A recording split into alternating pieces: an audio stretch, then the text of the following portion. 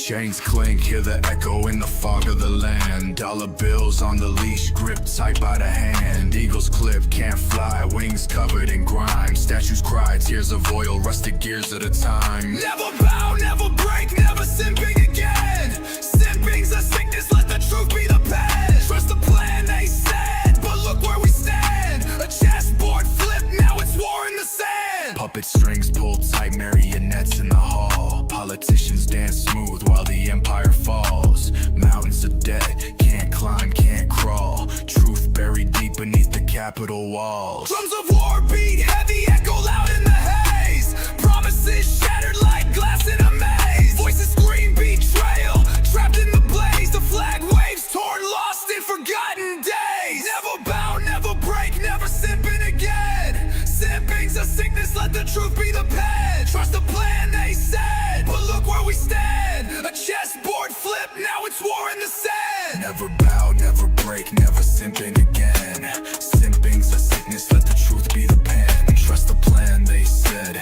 but look where we stand. A chessboard flip, now it's war in the sand. Trump card played wrong, now the deck's in their hands. Deal signed in the dark, bleeding out the land. Fist clenched, eyes sharp, time to make a stand. Own our future, no pawn, just a king in demand.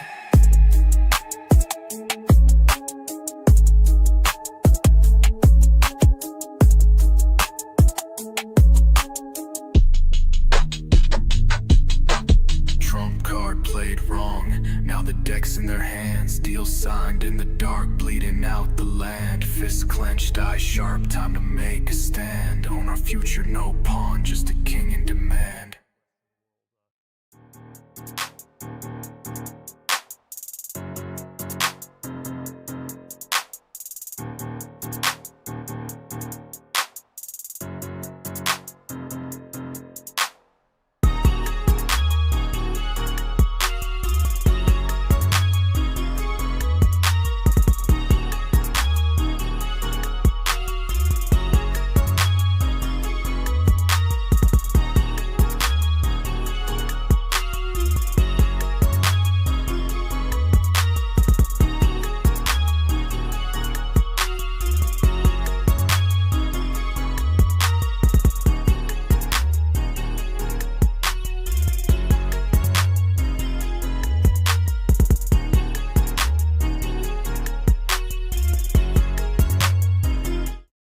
Well, welcome in, everybody. I do appreciate everybody for being here. Obviously, this is the first time I'm going to be doing a collab outside of Jar Openers since I have stepped away from that job or venture, I should say. But joining me today are two fantastic brothers with Outside the Overton. I believe that's the flagship name of your guys' channel there. But I would like to just let you guys go ahead and just introduce yourselves and we'll get right into this. Well, Josh, you can start off. Oh, you want me to start off? All right. So yeah, we're Outside the Overton. I'm Joshua Vandernoord. This is Zeb Boykin. We're based out of South Carolina and we run, it's kind of a new starting. It's a new project where we do conservative political content. We're trying to branch out a little bit into other things as well, kind of mainstream, but like all tying it together. And what we do is kind of a talk show. If you could see, I mean, we don't have, I don't know if you can hook up the full studio cam, but we have a studio here and that perfect. We got like a really nice studio courtesy of Zeb Boykin right here. He's the mastermind behind this whole ordeal. We got our resident boomer over here and so we work in doing political content and we're trying to find out our avenue and really what we've been talking about lately. And I think that's a big part of the reason why AtlasThugged is having us on today is to discuss this movement and where it's going, how it should progress. And now, because now we're in a stage where the right wing, the kind of right wing people that you are watching this most likely, the main battle was just not being censored, was not being shoved under the bus, was, being able to kind of be out in the open at all. And now, thanks to Elon Musk, thanks to just the modern political climate, we have that ability now to a certain extent. I mean, it's not like it's a complete equality between us and the left or us and the moderate right. You're like Ben Shapiro types. But now that we are becoming more mainstream, now that things like criticizing Israel is almost the norm, now is the time to be tactful. And that's something Zeb and I talk about a lot, is it's like now is a time actually where you do need to be careful. It's fun to post. It's fun to be provocative. And believe me, we do that on our show too, but there's a time and a place. Definitely. No, completely agreed. And I feel like there's a lot of conversations that have been happening about the movement. And, I think probably the last like 10 maybe posts I've made about X, as well as posts I've made about the Discord, has been speaking to that as well too, which we'll move into that as well. But I would also like to introduce as well to Zeb. And I want to know, I think most of my audience wants to know too, how did you land the interview with Myron Gaines? Well, it took a little bit of work, but no. So I was working with Uncensored America. Sean runs that over there. So if y'all don't follow them, go ahead and do that. They're in a lull right now. It's summertime. They operate on college schedules. So that's essentially what that's going to come to. And so when August comes back around, schools open back up, colleges open back up. That's what we're going to see. We're going to see some more Uncensored America. That's how I landed it. I met them up in Pennsylvania. They were doing a show with Owen Schroyer and Destiny, I believe it was. Maybe that was the first one. Or either John Doyle. John Doyle might have been the first one. But anyway, I met them up there, and I started working with Sean up there. And so Myron ended up going to Pennsylvania. And so I met him up there. He needed a ride, gave him a ride, and kind of, kicked it off from there. And so when he came to South Carolina, that's where we're located. That's an easy ride for me. I don't have to make 9 hours at Pennsylvania again. So we got that connection. And then I was like, dude, you got 15 minutes. I got all my stuff, because everything in the studio that you see here is basically mobile. I can put it in one backpack and take it. And so I was like, Myron, dude, if you got 15 minutes anytime throughout this day or whatever, let's kick it off. Because he's obviously a grinder. I don't know if you know him, or right. I'm sure you've seen some of his stuff, but he works. He works. And I owe a lot to him on that interview. So what it came down to was he did his speech for like 2 hours, 3 hours. We went out to eat with some guys. That was another, 2 hours. And then it was like 1:30 in the morning. I was like, Myron, I don't want to ask you this, but can we go ahead and knock it out? I was like, dude, all right, I'll go set up. Let me go find some lights in a bank parking lot, set this thing up, and we'll do it. And he was like, yeah, let's do it. And so we set it up and ready, set, go. We kicked off the interview. And, like I said, I owe him a lot on that. And yeah, like I said, it was 1:30, 2 o'clock in the morning after a really long day. And I don't know if you can tell it, but I was already running on like 3 hours of sleep in that interview. But I enjoyed it. I thought it was a good interview. Yeah. I'm glad we got that hit off. But I think that's what we need. Me and Myron, and I mentioned this on the show, I think Thursday or Friday. Was it Friday? We did tea. Mm-hmm. I mentioned this on Friday. Like, we don't agree on everything, but we need to work together, right? And even me and Josh don't agree on everything, but we do have a vision of kind of where we want to get to in this movement. What is this movement? That's what we've been kind of defined. We have boomers on the show all the time. Okay, good. To try and, I don't know, make talk us question what we even believe. Say again? Trying to talk some sense into them. Well, they try. For sure. They try, for sure. Yep. That's funny. And that was a great interview that you did, and kind of knocking out of the park. I picked up what was like on the parking lot. And funny enough, I'd actually covered a lot of what Myron did during that South Carolina, the specific one there, from Uncensored America. And it was funny too, because it was like my next 4 videos were all like in South Carolina, because I went from covering like multiple different aspects of that event, right? Which had the famous moment of, did you immigrate from Retardistan? Right. I think that was like one of the top audio clips from there. But beyond there, it was, Nancy Mace had like the big thing where she was like, I'm going to post my naked body in front of Congress, or I'm going to show my naked body in front of Congress. Everyone's like, what's going on? What's Nancy Mace up to again? Yeah, we're big Nancy Mace fans here. I don't know if you know that. If you are, we can end the interview right now. I'll be a No, I'm just messing. I know. I can't stand her, and funny enough, I think she's going to end up running for us governor. She's going to challenge the AG, who I believe is going to leave office to also run for governor. Is that correct? Yes. Has she officially announced yet? I don't think she's officially announced, but dude, she's posting like she is. So I'm signed up. I don't know. The Republican Party in South Carolina has my phone number, so they send me updates on what's going on. And the AG announced not too long ago, and also the lieutenant governor, current lieutenant governor, also announced that she's not going to win. But interesting, because I assumed it was a play up for because when she came out, with her naked body in Congress, it was. What was it? Oh, it was her ex, right? It was her ex-fiance, Patrick Bryant, I believe was his name. She had wanted to talk about how he abused her digitally and she was fighting for all women and stuff. And what I took from that was I was like, she doesn't even care about whatever laws she's getting passed. She's setting the stage right now. So when she makes those, political ads 6 months or, 12 months from now, it'll be like, AG didn't stand up for women's rights. He ignored Nancy Mace when she was abused, and it's like, that's all that I could kind of see from that, because that's the kind of she's already tried to do that. She's already tried to do that, and then I guess if we're going down this road, A.G. Wilson called into Josh Works Conservative Radio. They called into their show and kind of hashed it out on there, right? He doesn't really have that authority that she wants to grant him, right? That's her play, is to grant him authority that he doesn't have, and then say, hey, he's not doing his job. And this is just a political play, and we cover a lot of that on our show, especially since we're in South Carolina.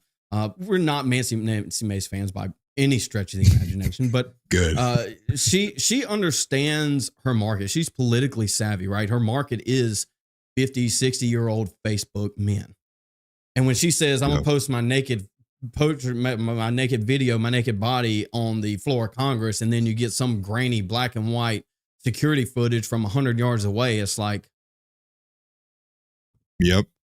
I was hoping for more.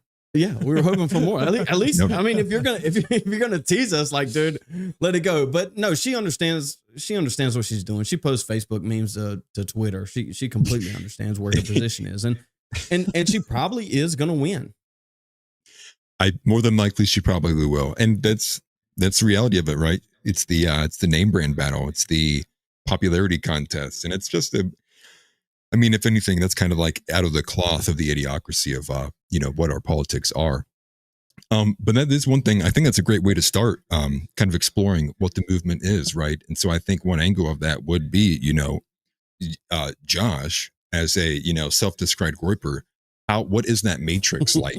Operating inside of conservative radio, but having to hide your actual opinions every single step of the way. It's a delicate balance, because it is funny because basically the mainstream conservative media, and full disclosure, I work in conservative radio, not like television or anything like that. Yeah. But it's completely paused. I actually a big part of the reason I'm in South Carolina, I'm actually from North Carolina, and I was working at a station called WBT based out of Charlotte, where I'm from, which is in a much bigger market than down here. But I actually got kicked out of the job because I wouldn't get the COVID vaccine. It was a conservative political talk show, and their parent company called Urban One, which is ironically enough, it's a black-owned radio company. They mandated the vaccine. I applied for religious exemption. It was denied, and I had to quit or get the vaccine, and I decided to quit. And that was a tough call. It wasn't an easy choice to make, but I think it was, I'm a Christian, and I think God had his hand in that. And that ended up long-term me coming down here.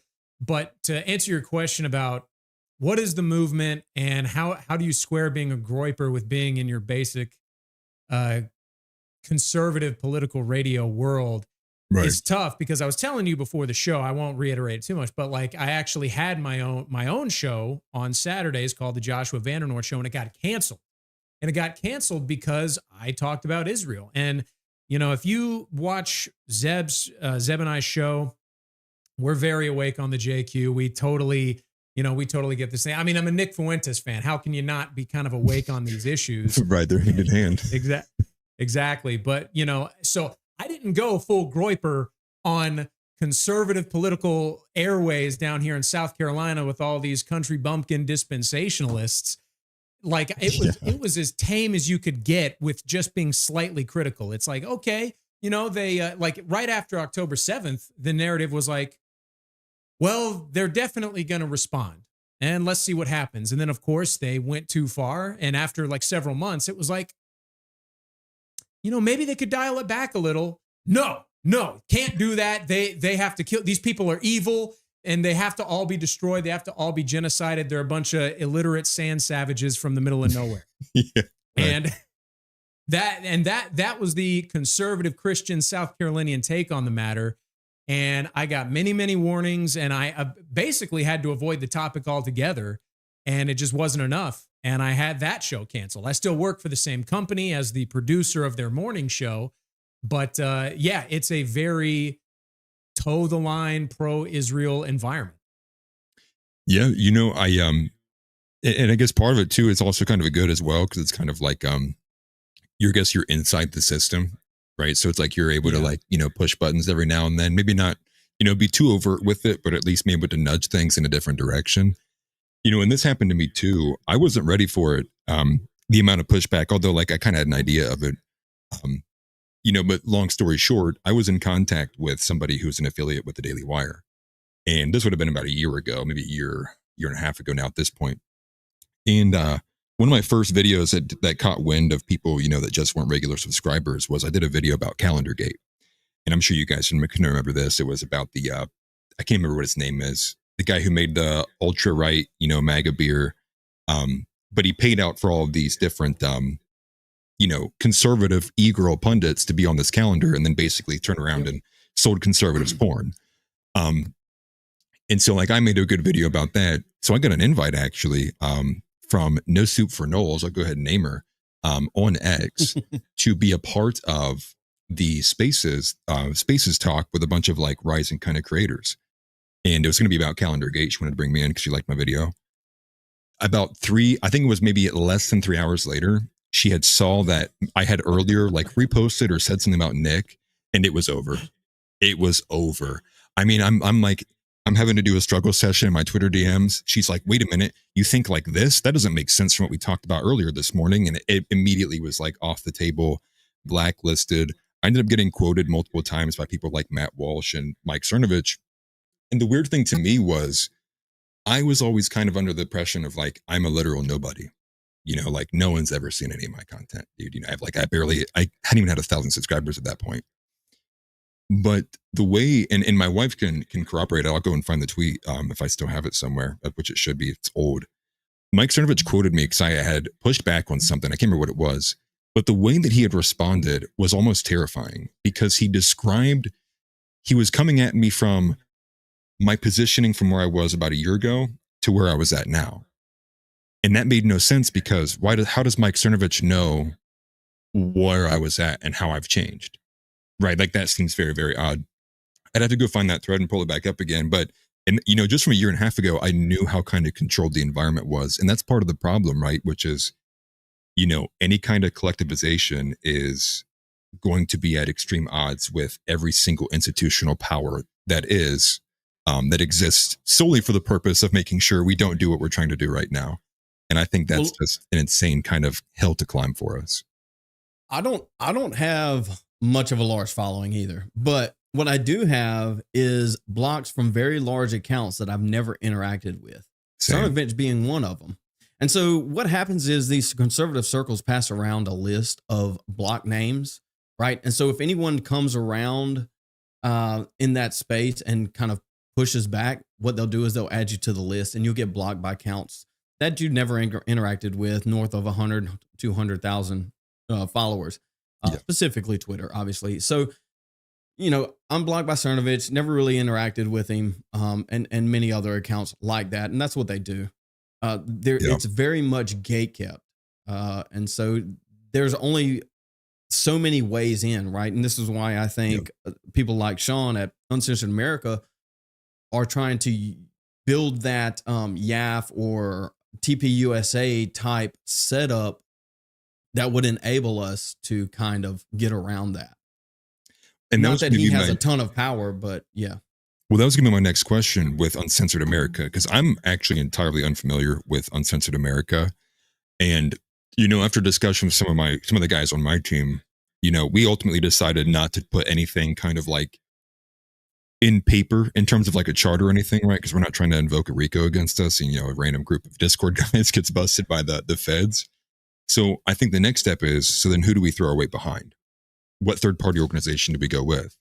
And because I do think we do need to be competing with TPUSA, right? TPUSA needs to be gone, eliminated. Either that or co-opted by somebody who's not fucking Charlie Kirk, right? Like it is, because that's probably one of the biggest barriers in our way. So I was curious, do you think Uncensored America is like that apparatus? Is that, do you think that's a play we could go for? I mean, they're a tool to be used in this fight. And to answer your question, I don't know if there is a singular third party to get behind right now. And we have created this movement out of decentralization, and there's no way forward as we maintain this decentralization. So this is what I was advocating for. Me and Josh kind of had it out Thursday. Like I said, we disagree on a lot of things, and maybe even this one specifically, but yeah. We have to organize in some way. I'm not worried about RICO cases as long as we're not outright plotting to kill the president, right? You know what I mean? Right. I'm completely for organization when it comes to just a general. I think that's the only way we move forward. Uncensored America, I don't think they have the broad net that is needed for the weight to get behind, but I would 100% help push them when it comes to that, right? So if we're like, you have a clip channel, I would definitely clip some of their stuff and push that. I mean, they do good work. I mean, they bring on Destiny, right?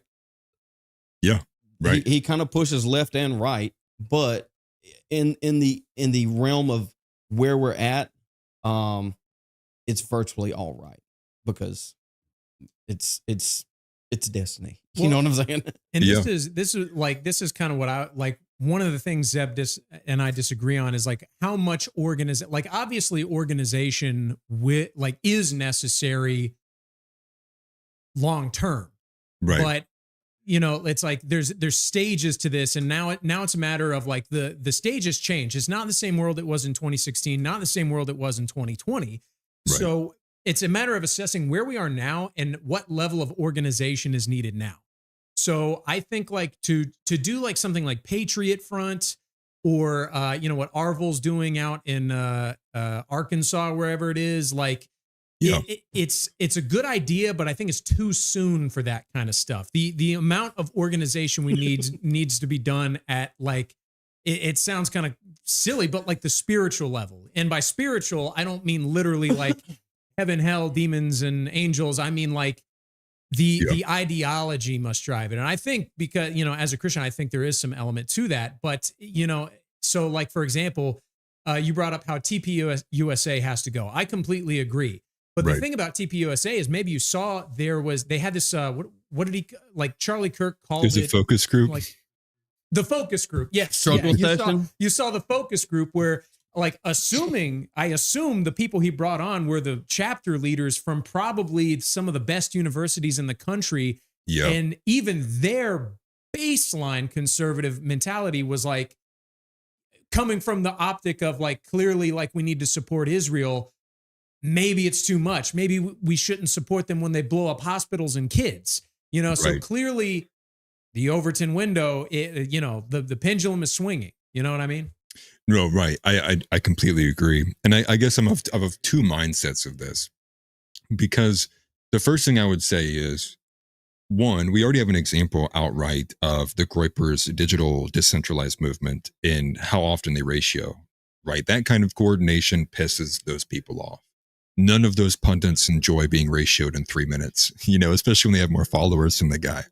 So on one end, part of me is like, even if I feel like there might even be separation between me and like where the typical Groyper's at, I'm about to just start calling myself Groyper, because if we all just throw our weight behind Groyperism, we might actually begin to see like some real kind of peel away from the youth. But secondly, I'm actually against where the reason I don't go full collectivization where Zeb is at as well is because there's a part of me that, because I'm running a Discord too with the community management.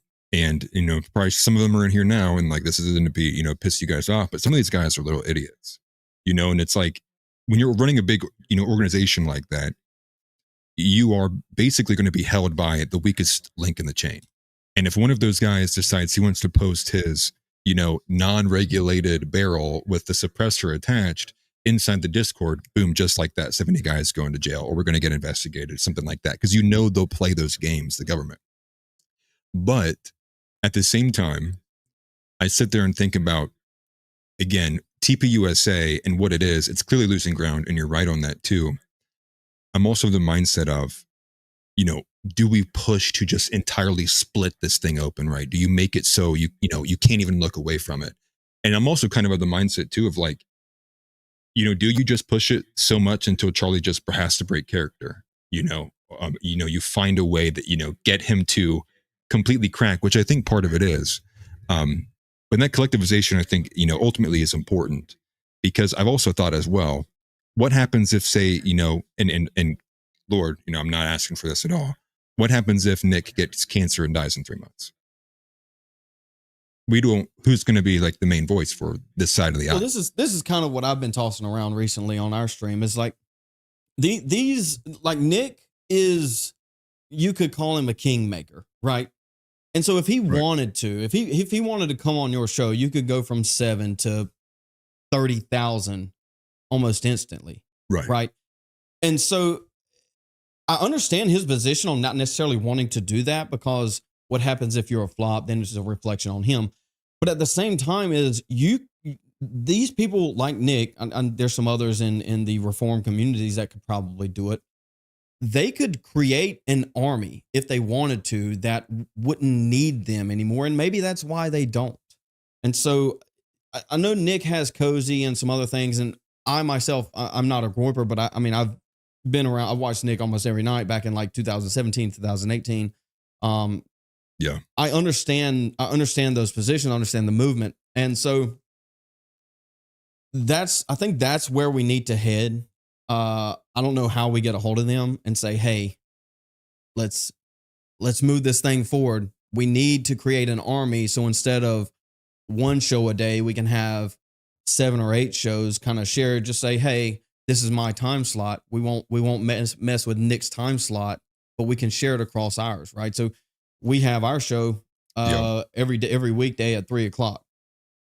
We go for about 2-3 hours, depending on what the topics are, what is going on in the news. But it's like, dude, we'll completely play ball when it comes to that. And we just want to keep moving this pendulum. I don't want it to swing back. I want this thing to be thrown. You know what I mean? Same. No, same. And I'm in complete agreement with you. These are the conversations that I've been having with the guys, closest to me that have been following me for the hottest minute or the longest time. Like, I want to start, and likewise, while I'm connecting with you guys, like building our own, like media kind of, group that does rival, the TPUSA lineup, that does rival Fox News. And you kind of similar in the light that Rumble did their lineup, right? They had it for, what was it? It was like from 11 to noon was like Viva Fry. From noon to 1 was like Steven Crowder. From 1 to 2 was Tim Pool. And like, I thought that was a great idea, because basically you would kind of like dominate on one platform. They kind of all flow right into one another. You don't have to miss them. And I think that would be a good way, to push it along. In the secondary note too, I wanted to talk on that before I miss it. On Arvel though, with what he's doing in Arkansas, I actually think that's perfect timing. And the reason for being is because one of the second documentaries. Yeah, Josh, you're wrong. No, well, maybe. But the reason why I'm pushing for that is because one of the documentaries I have, it's the second one I'll be working on from dispensationalism, is going to be about freedom of association. And I think what's ultimately going to happen is, and the AG has already spoken sentiment towards this, he's going to sue their private association. And that's ultimately probably going to end up escalating to the Supreme Court, because Arvel's going to appeal it on the grounds of freedom of association. And that's something that I think is what this country needs. And I didn't even know this, but somebody in my Discord as well, we call him House AI, dude's a wizard. He told me that Clarence Thomas has already said that he would, if someone put to strike the civil rights law, he would do it because it's unconstitutional. And I didn't know that. So if you already have one Supreme Court justice, and it's one of the non-white justices as well, I mean, why would we stop? Let's do it right now. And so I'm kind of glad that Arvel's doing it, because if Clarence Thomas had put his voice behind it, that'll already kind of take some air out of like the racism accusations. Although they already call him Uncle Tom and all that anyways, but I didn't know that. And so that's kind of like where I'm viewing it on Arvel, but I did kind of rant a little bit.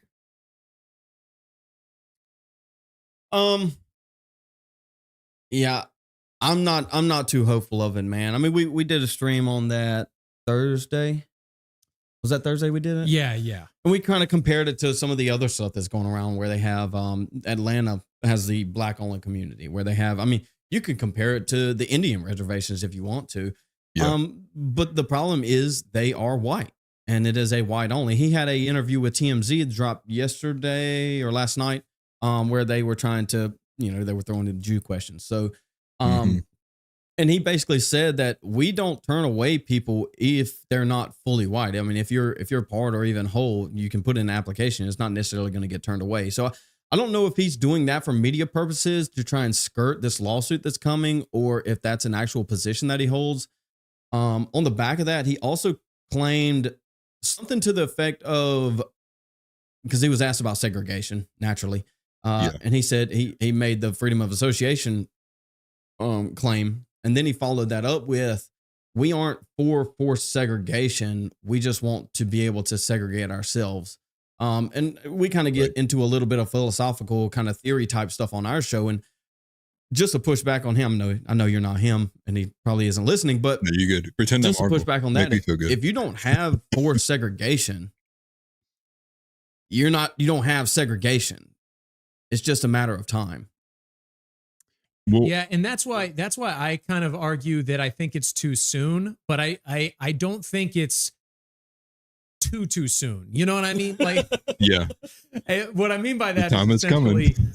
like, yeah, like where I'm wrong, but I don't want to be wrong. We're kind of, I think when we're talking about stages, when we're talking about the stages of like, how far are we from achieving our movement? I was thinking about this the other day. I didn't even articulate this to you, Zeb, but we're kind of in a stage right now. I would call it like the age of martyrs, where I hate to say it, and I obviously don't advocate for people doing bad things or like laying down their lives, but maybe that's what needs to happen.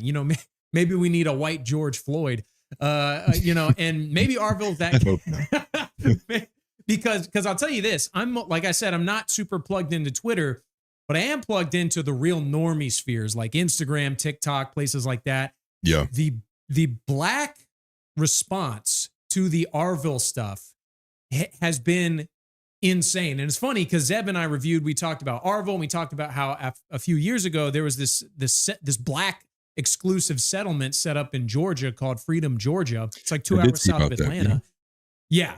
And how the media's coverage of that was extremely positive. And I've seen black people responding to that. And of course, like, it's like vile racism. It's like, we should go kill these people before it gets out of hand. You know what I mean? And and maybe that is a good thing in the fact that people are seeing it. Now, obviously I don't want that stuff to happen, but the more time goes on, that could be a tool. But like what Zeb was saying, if that's what Arvel's doing, if Arvel's true purpose is to create a whites only settlement, then I would say it's too soon to go to the media and start advertising for it. However, if the whites only settlement is there to basically be a victim, to be a target for them to throw the slings and arrows at so that we can see that, then it's not too soon. So it depends on what his goal is.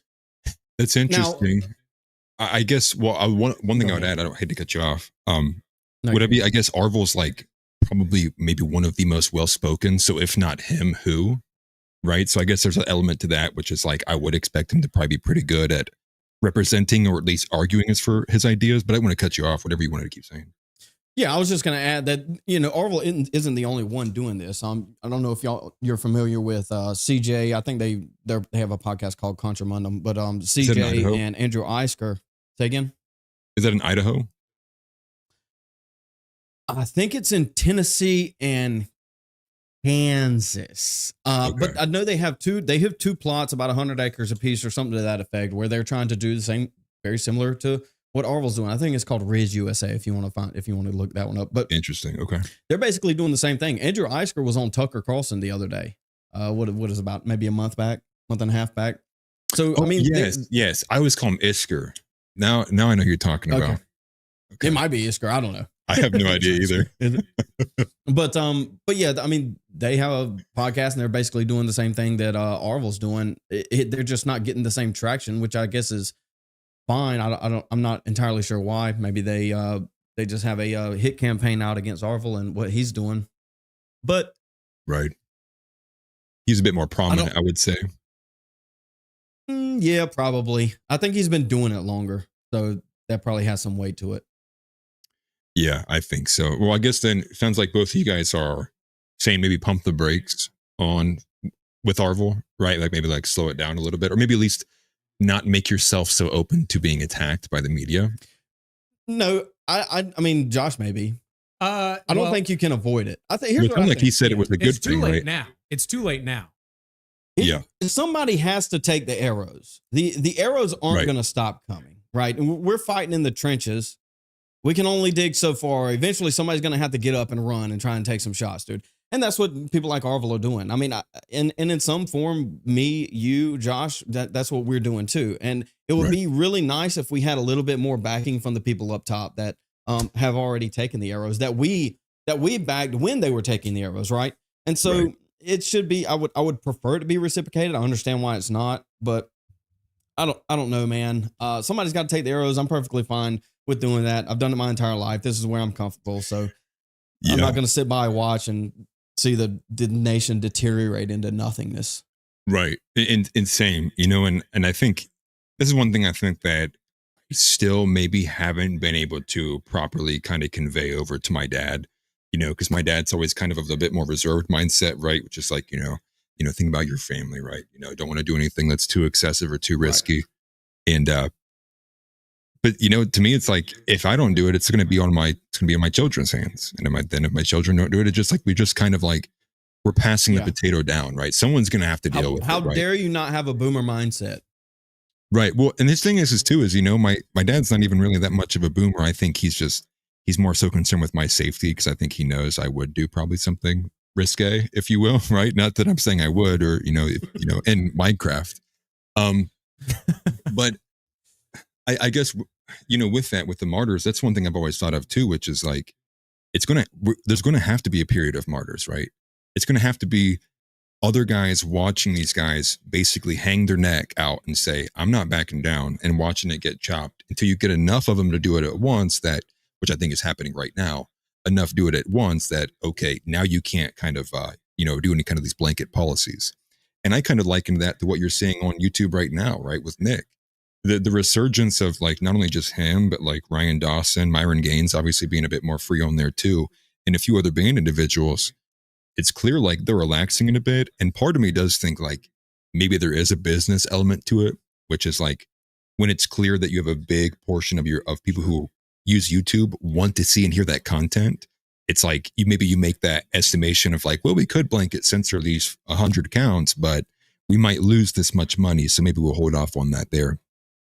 But then too, you kind of show your hand as well, right? If you come in and just censor everybody out, you basically continually prove them right. Like, if these guys are right, and then you gave them this extra kind of martyr status, and now here they are. It's like, oh, look at that, band, and now you get to go to Rumble. You'll probably take 10K people with you, and you'll be successful there as well. And it's a good thing, the overall, it's a massively good thing.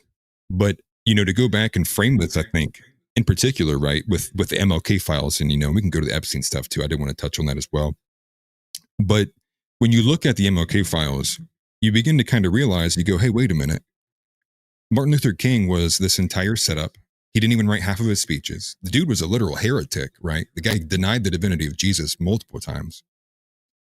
And then you look at like, well, who was the organic, like, black voice during that same era? And you're like, oh, Malcolm X. And so what was he pushing for, right? What was his saying? It was separation, not segregation. And it's like, they also killed the black nationalist movement too. And part of me is like, and ultimately I kind of moved to this position. I do ultimately think that is probably how societies should be.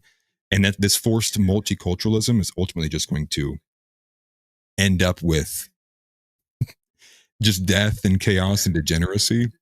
And, to go to what you had said about the people, the vile racism, I've seen multiple tweets today on X. they're mad that these people, these racists, have separated themselves from society, are now over here in this random spot on Earth, and they want people to be mad about it. And it's like, well, shouldn't you be glad, like, if they're racist, that like they're no longer in the same society as you? They've ushered themselves out peacefully. And at the end of the day, it's just this kind of, to me, it's just veiled hatred of white people. It is like anytime a white person doesn't do the cucked beta, just what they want you to be as a white person, they hate it. And you can see that, and it's visible. And I do think kind of getting that more in front of people's eyes maybe will help shape this picture. Well, I mean, as stupid as these people think they are, or we think they are, they're not stupid, right? They can look at history. They can see what happens when white people are given the ability to build civilization, right? So they know what's coming. I mean, there might be a dozen people on Orville's on his plantation. I'm about to say plantation, but on his 100 acres, right? I think he's got like 97, 92 or something like that. But right.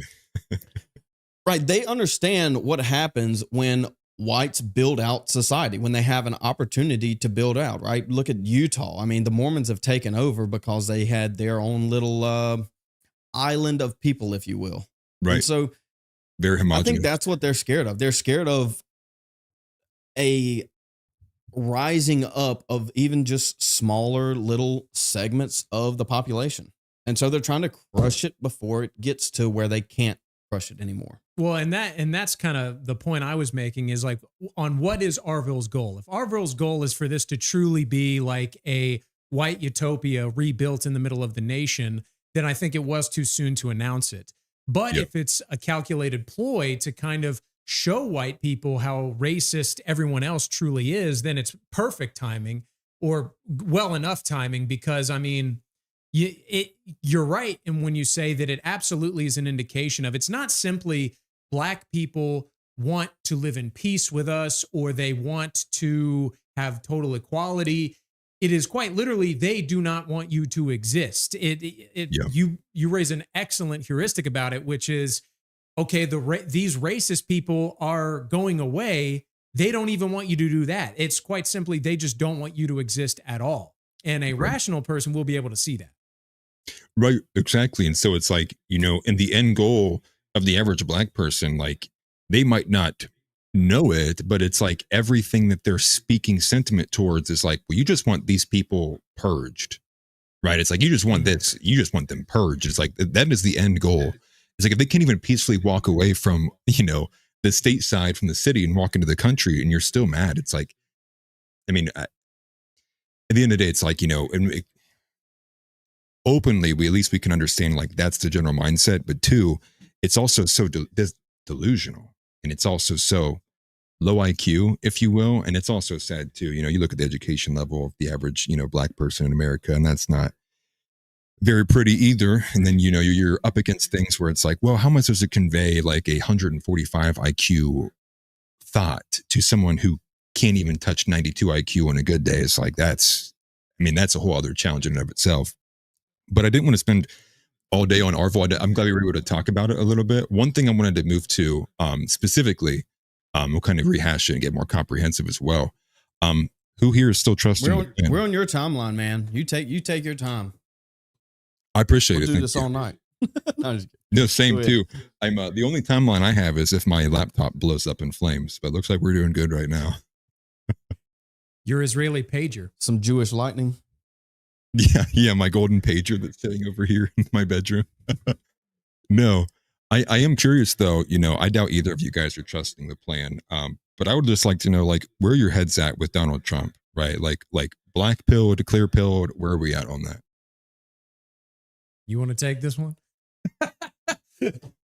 This is something Zev and I have been going back and forth on for a while, because I have been on the like, Trump is not our guy train for a while. This is something that actually at my day job got me in a lot of trouble, is because I was very outspoken about, I'm not voting for Donald Trump. He's not our guy. He's betrayed us. And Zeb was like, well, we're there. But with this Epstein stuff, I mean, everybody's coming around to it now. So yeah, I mean, I'll take it. Like Josh said, he's been, I wouldn't call us black pilled. I don't think we're black pilled. And I try to do something throughout the show most of the time that I'll try to entertain too, right? I can Yeah. read you the news and tweets and articles.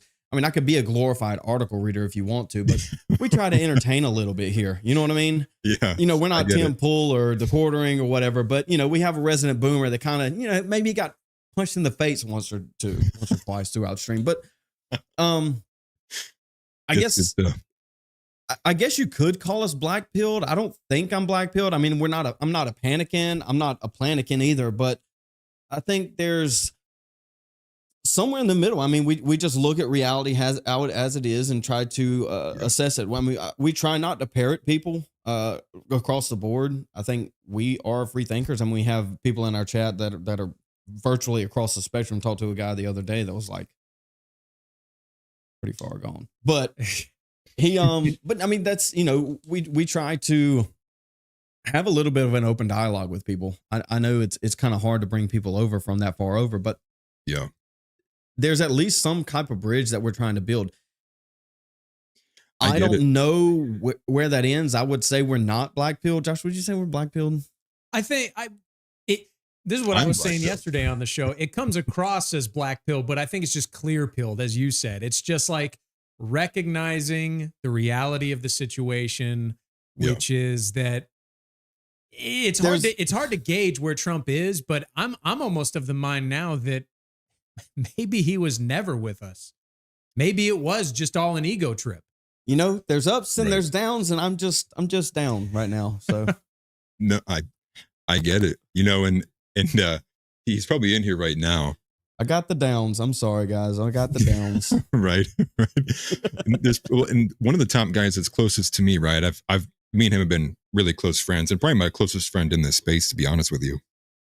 Right up into the election, you know, I did pull away. I was like, I can't, man. Like, I can't. Miriam Adelson just donated this guy $100 million.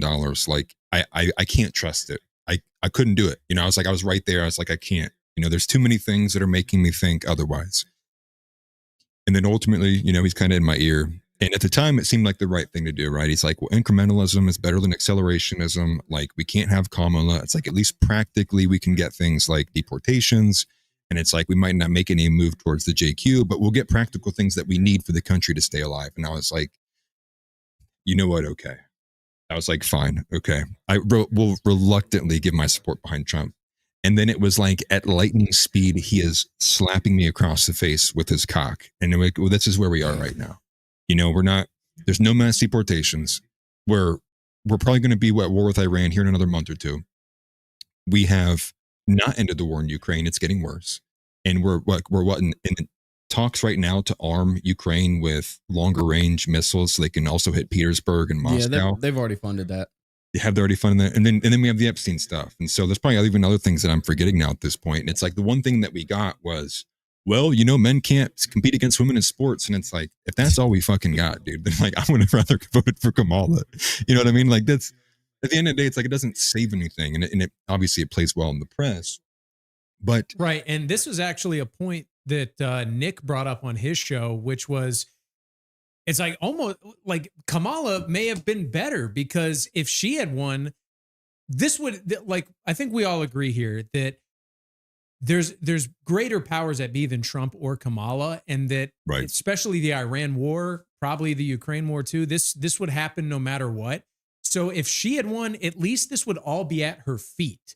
You know, Trump is essentially acting as a Trojan horse, witting or unwitting, yeah, to the conservative movement to get us back on track. And if this were all happening under Kamala, at least the base, at least the normies would, you know, their minds would be open to accept that this is the Democrats' fault. Now they're rationalizing, and they're trying to accept in their own hearts why this is actually base. No, this is a victory.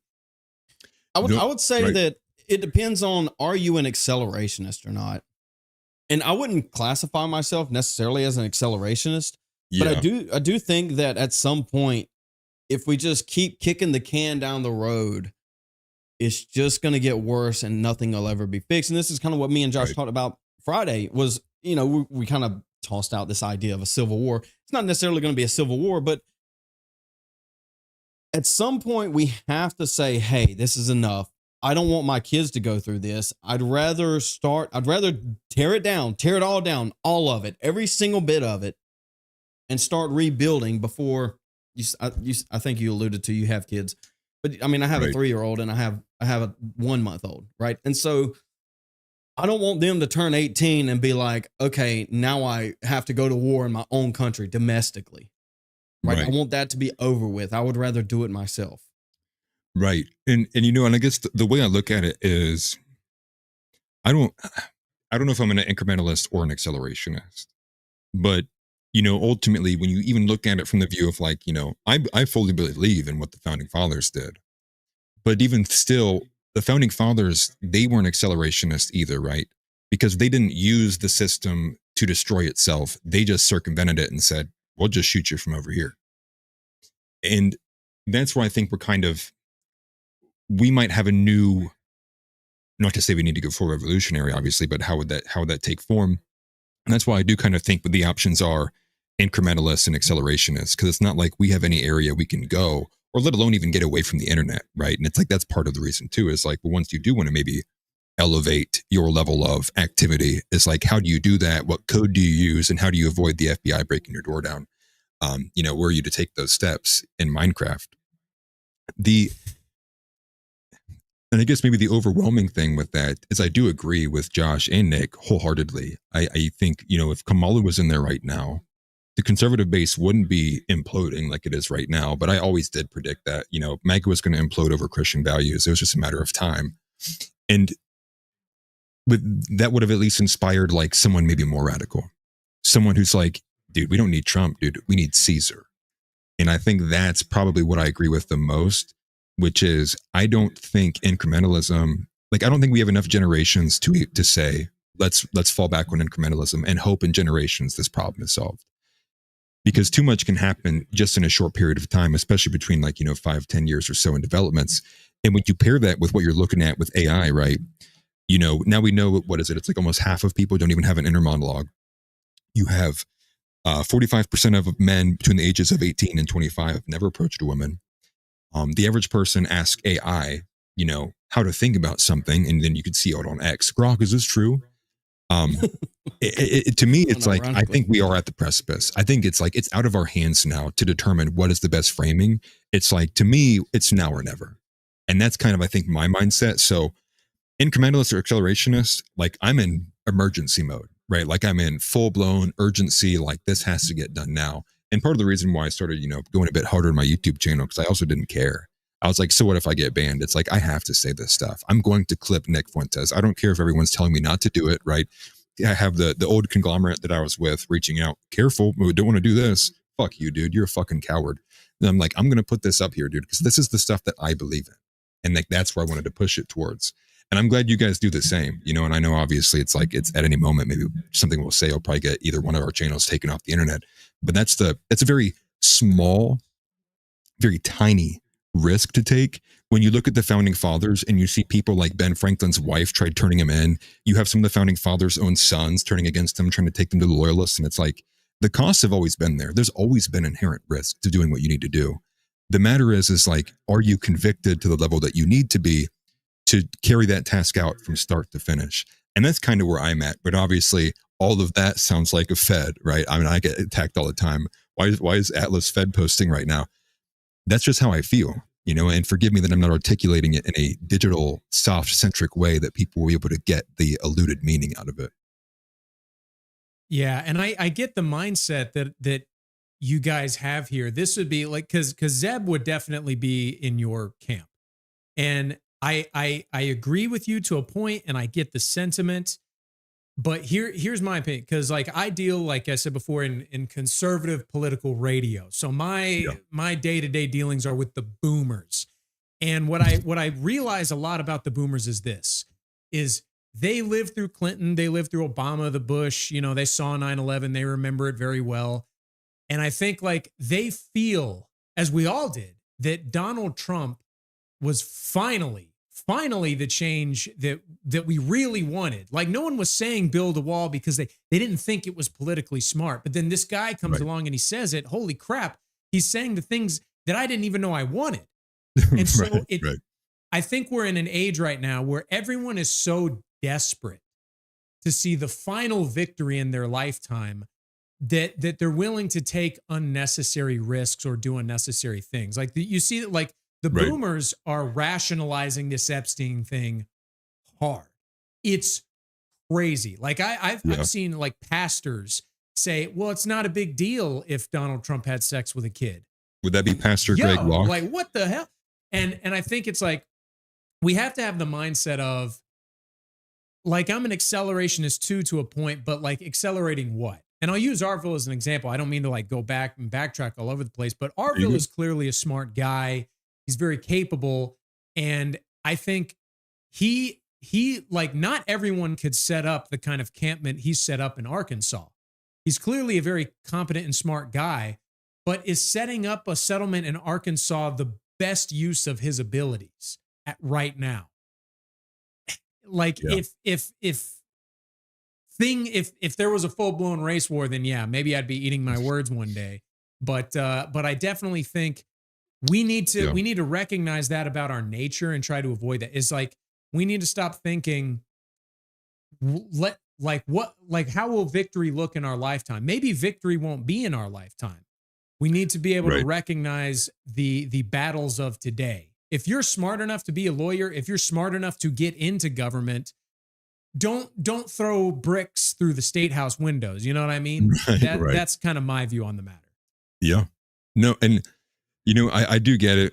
I guess to me, it's like I wish I could feel that way, but like for example, right? Like the figure of 45% of men aged 18 to 25 have never even approached a woman, and then pair that with what followed, like what was it, a week earlier, that women aged 40 and over beat 20-year-olds in births for the first time in like I think ever.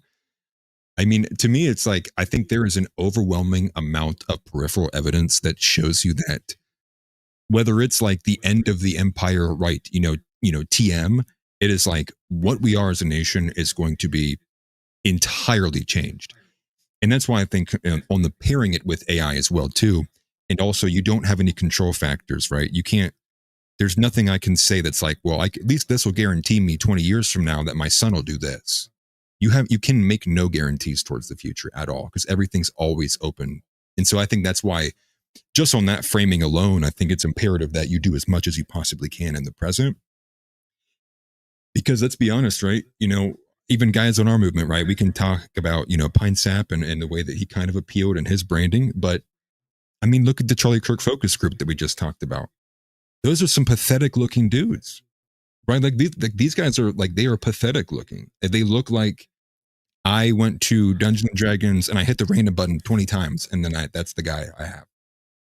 And so I think overwhelmingly, when I see everything, there may be a point, and maybe we already crossed the Rubicon, which is maybe you will, once you dumb down, emasculate, and effeminize your society and the men inside of them to such a point, is there a point where you can never recover from?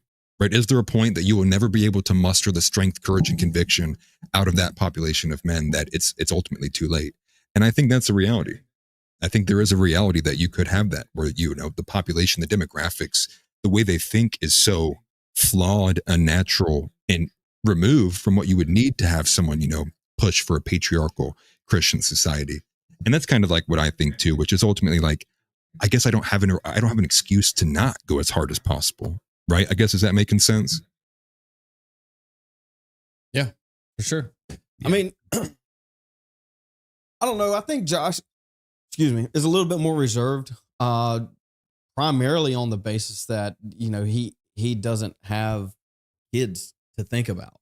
Right. And so I can't express that until someone has that. Does that make sense? It's like my dad obviously used to tell me, you'll never understand what it's like to have children until you have children. So it's so true, man. And I don't try to kind of push that, but there is a speed to which I think is necessary for us to accomplish any of this. And along those lines,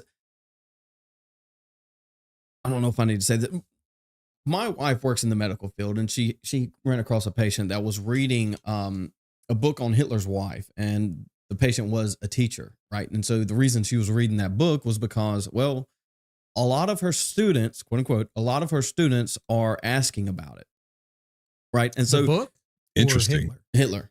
And so in the same way, another buddy of mine that teaches at high schools, he also has come across that same phenomenon, if you will. And so I posted something the other day on Twitter that says, I don't even think we understand what's coming. I think these kids in high school that deal with it on a daily basis, that can't get away from it, right? You can't get away from it in public schools, especially around here. I don't know where you're from, but especially around here, dude, it's like 70% black on the inner cities, right? And in inner schools. And even in the larger cities, it's worse than that. They can't get away from it. They're bombarded with it every day. And it's everything that they are going to fight for is to undo what they've had to do. I mean, these kids are, I don't know, 17, 18, 19, 20, probably some of the college kids, 20, 23, 24, 25. And so what we're seeing come out of that is going to be significantly worse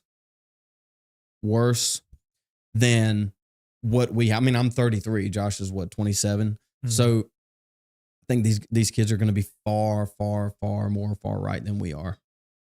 Yeah. And I think the data already shows that, I think when you can look at just the one metric, right, with the pro Israel sentiment, we're like 50-50 now, right? It's like 50% of all youth is like anti-Israel, or I might be reading it wrong. But the number, I think it's a general population across the world. Is a general population, because I know they moved like 23 points just from October 2023 to where we are right now, which is obviously because obviously Israel's losing the PR battle, especially with social media. October 7th, October 7th helped them out a little bit. Yeah, exactly. And I think also it was probably like the combination of politics being pop culture, and also that you have the dead babies claim getting disputed, the rapes claims being disputed. Piers Morgan basically has turned into the last 2 years is arguing about Israel and Palestine. That you can't escape it. I don't even know if they've talked about anything, but since October 7th has happened, it's been kind of funny watching him kind of change his perspective on there. But I do agree, with the youth being more radical, and I think it's a great thing. And hopefully that's enough. At least I can, take comfort in something. I guess to me, it's hoping that's enough, is that we can just keep kind of churning out these kind of generational kind of switches at the Overton window. And I think Nick is doing a good job at that. I think Myron Gaines is doing a good job at that. I think Sneeko was doing a good job at that. That guy's just sad, if you're asking me. I think he's forever had his psychology damaged from being cucked back in the day.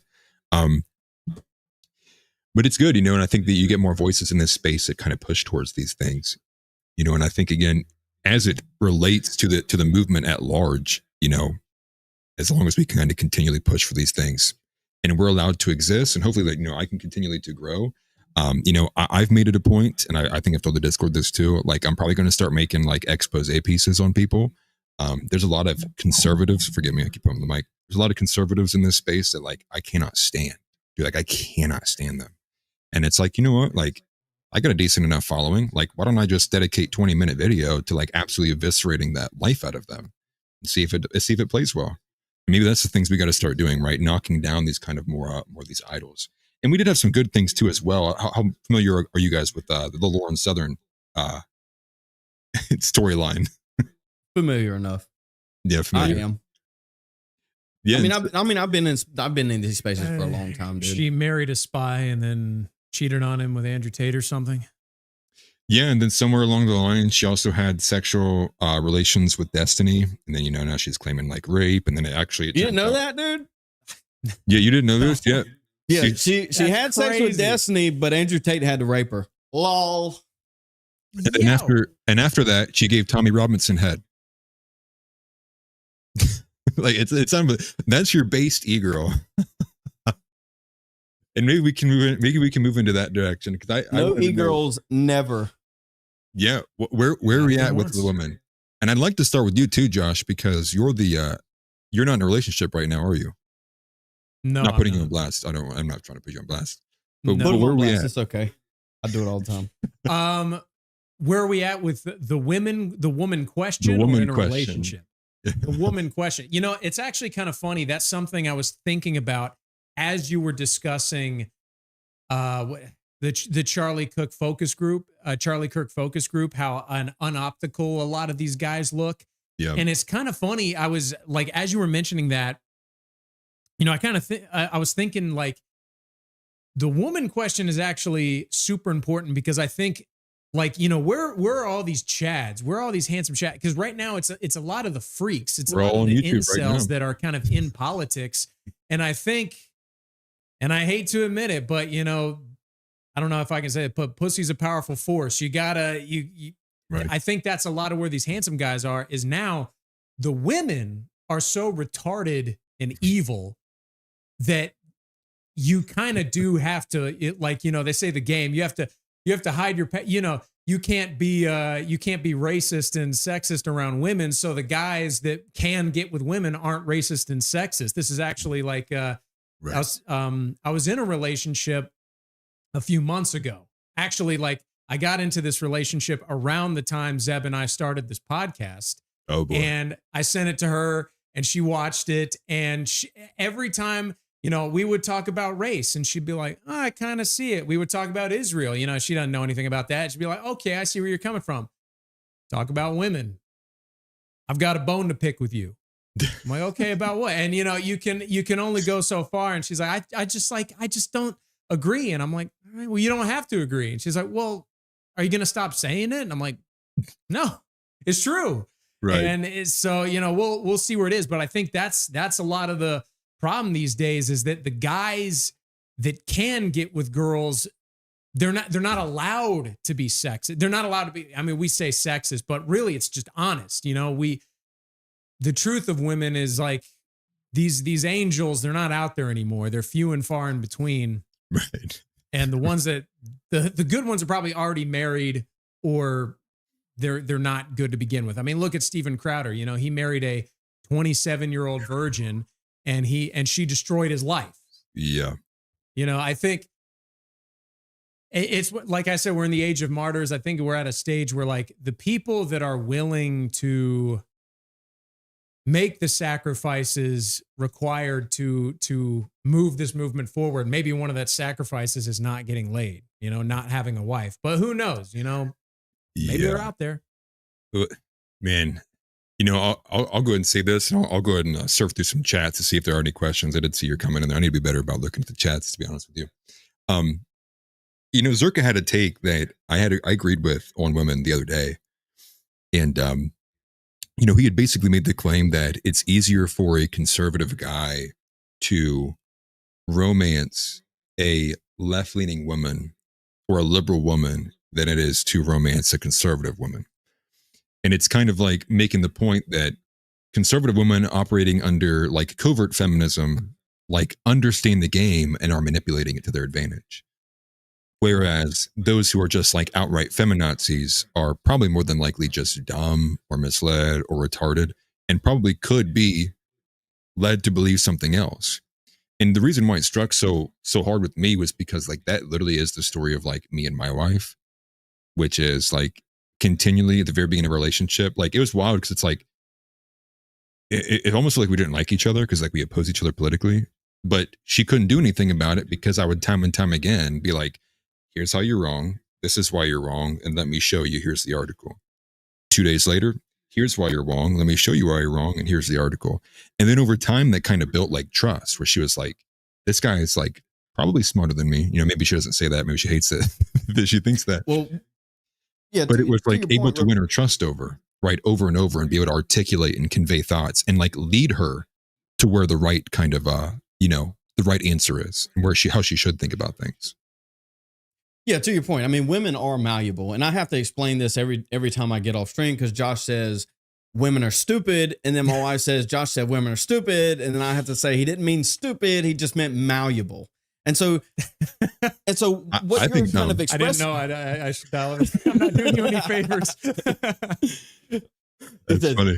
Josh said we're stupid. I'm so stupid. He didn't mean stupid. He meant malleable. Different. But well, when I say malleable, they are women. That's what you expressed. And so if they are exposed to the mainstream, they're naturally going to be left leaning, and they're already emotional people. And so therefore they're already more left than right anyway. And so when they get in a relationship and they get constant feedback on someone that is further right than they are, they're going to adopt that position, not even because they're wrong, but because they want to be like the person they're with necessarily. And so they are agreeable people. Women are just naturally more agreeable. Therefore, if you marry someone to the left, they're naturally going to shift right. I'm not saying do that, chat. Don't do.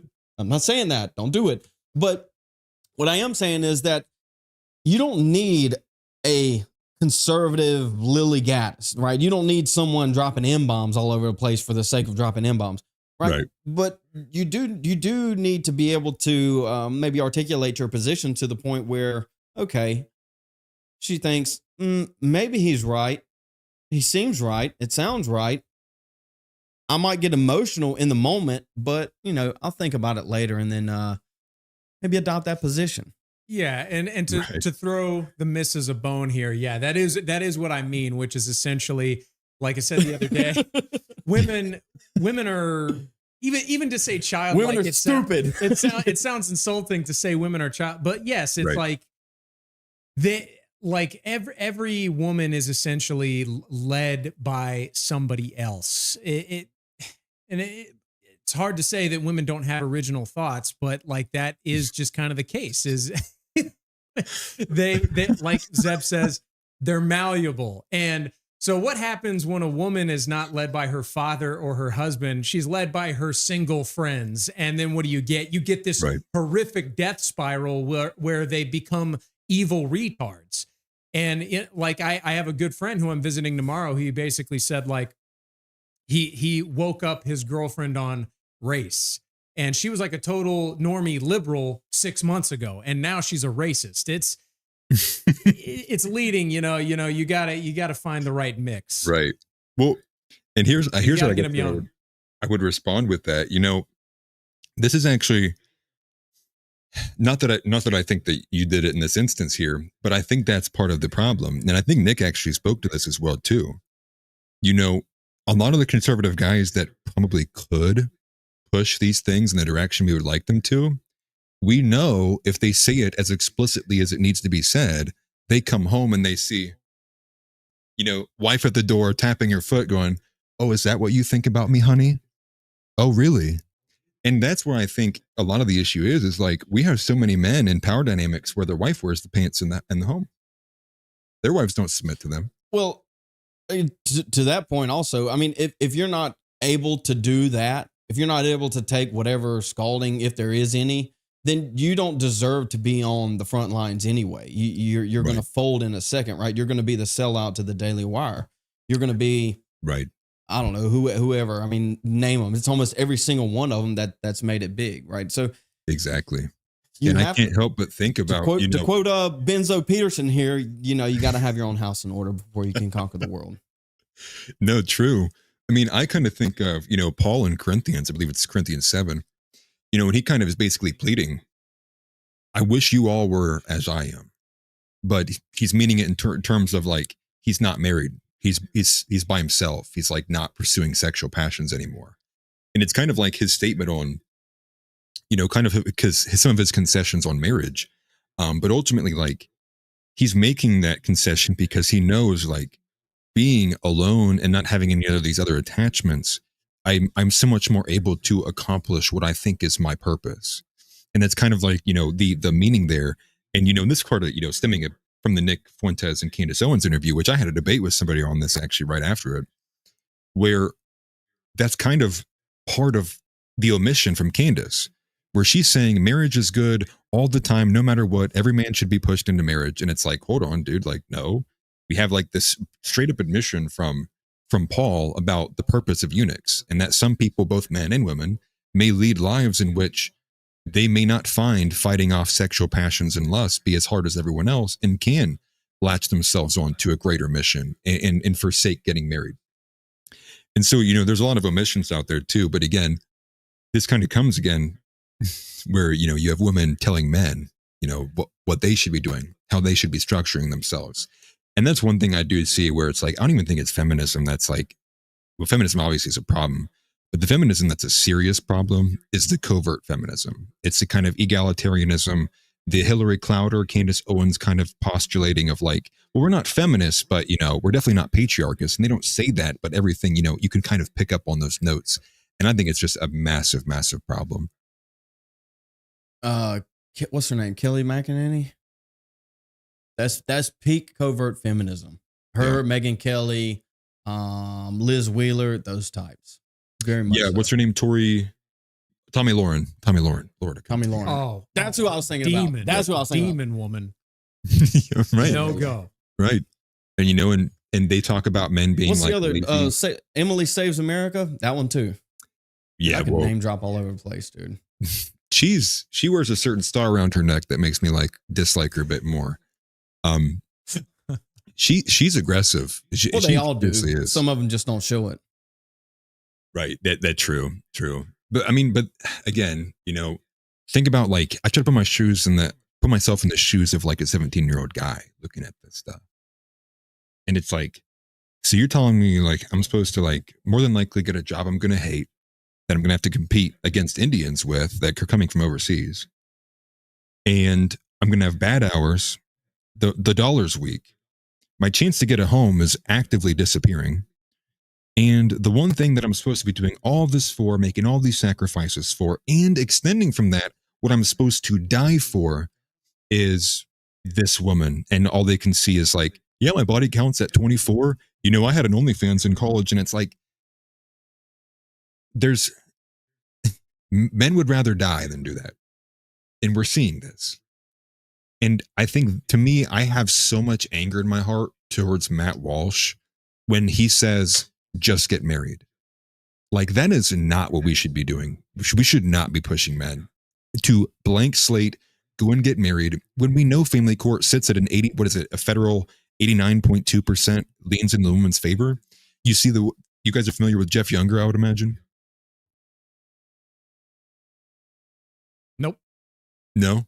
So Jeff Maybe Younger is Jeff Younger, he's the guy who, forgive me, he's a guy from Texas who they're basically, his wife kidnapped his son, took him to California to train him. I heard about that story. Oh, yeah. Right. Yeah. Okay. And so this guy pled his case to churches, pled his case to conservative groups, and everyone turned his back on him. He had to crowdsource everything. All of his legal funding, it's all Give, Send, Goes or GoFundMe's, whatever platform he did. Everyone turned their back on him because no conservative is willing to fight family court, because you would have to approach it with, for one, a bit more of a patriarchal view, but two, that is, to me, one of the easiest fights that conservatives could pick up, and it is puzzling to me why they refuse to do it.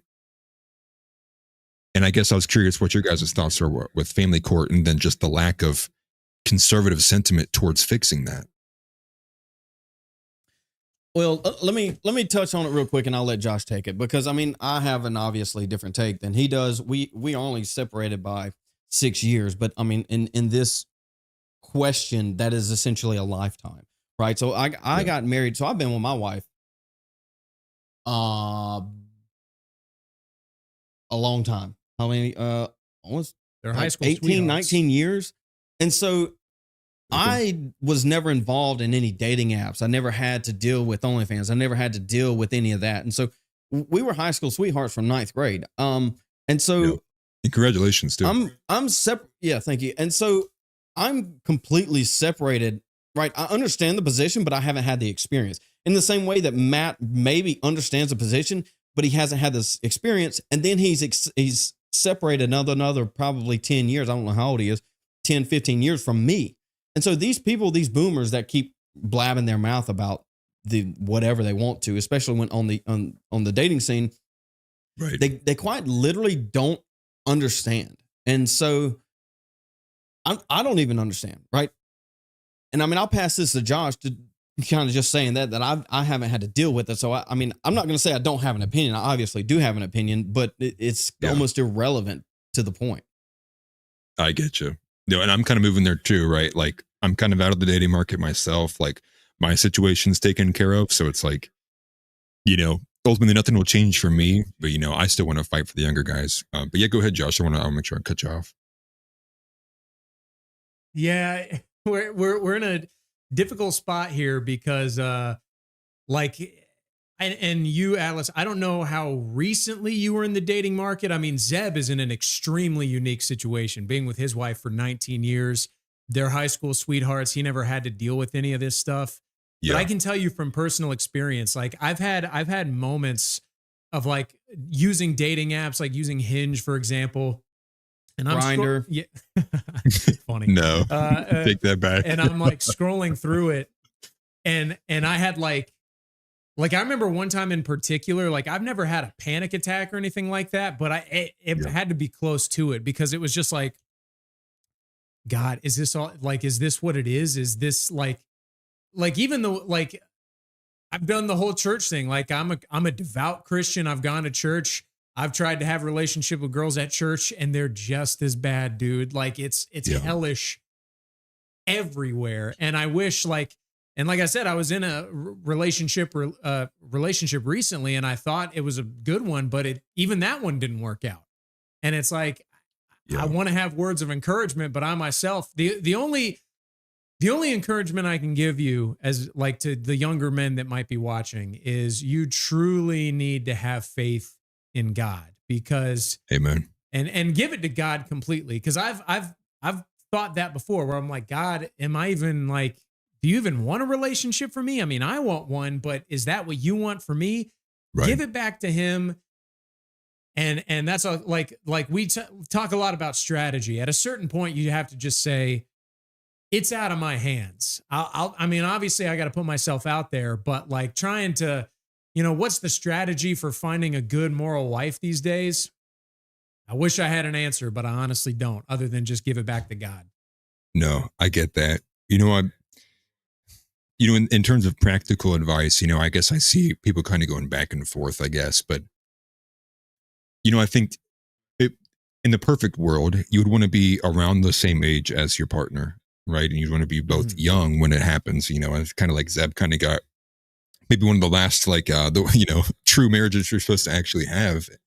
But now it's like, I think it's got to be inverse. Like, I think for most young men, it's like you'll probably throw your life away if you try to, find a good girl to date in the first, from your 20s to your 30s.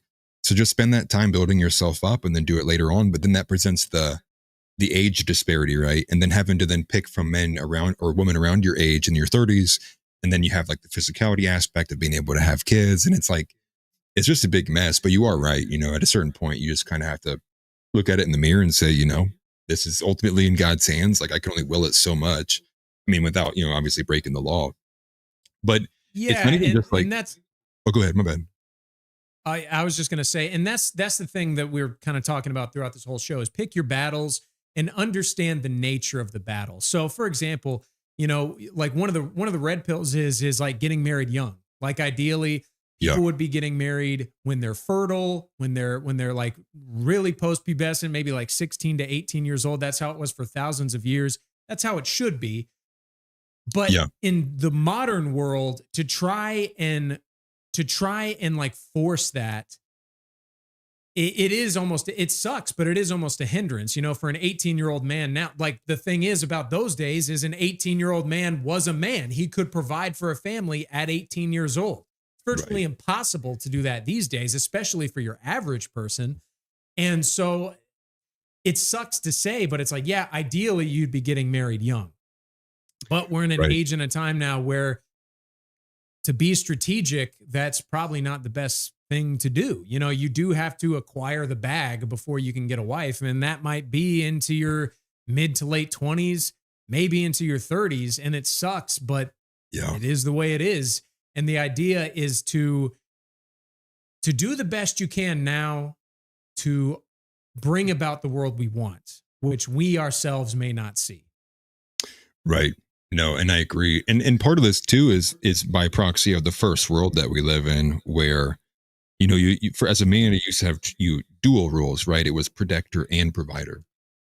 But in this first world where everything is cushy and pastel colors, and the police are generally pretty close or nearby, and you also live in a surveillance state too, that men don't really have to be the protector role. It's more of just like it's an add-on if a guy looks like he could be a protector. And more so we're in the era of like, you just need money. And so you're kind of getting these all like Bitcoin millionaires have plenty of women, and it's like, was it even like a moral way of getting money? And it is sad too. But I guess I would even take it a bit further where it's not even just the dating market itself. Like, for example, and not to put people on blast, but here's a dynamic that I witnessed and I'm very close to. Movie comes on, Jason Momoa is on screen. Wife goes, man, the things I would do to him. And it doesn't happen the other way around. That one. Right. It's like, imagine Scarlett Johansson comes on screen and now it's like, ooh, I look at my wife and I slap my knee and I'm like, you know what I would do to her? Why would we be doing that in marriages? But some people like find it acceptable. Oh, you're insecure if you don't talk about things like that. And it's like, no, I don't actively like open up to my wife about all the random people I would never meet in my entire life and let her know to the lengths of which I would like to be impassioned with them. It's like, but I see it all the time and people wonder why their marriages end up in divorce. What is it? It's like over half of marriages end in divorce after 8 years. It's like, yeah, because you guys don't actually like love each other. It's like, it's an idea of prudence, right? And so just because something is or should be or ought to doesn't mean that we should just shout it out, right? Right. Just because we can go, I don't know, segregate ourselves doesn't mean we should, right? Right. We need to weigh the options of what is, right? I mean, who denies Scarlett Johansson's attractiveness? But you don't need to say that in front of your wife in the same way that, well, my wife doesn't like Jason Momoa, so I'm safe on that one.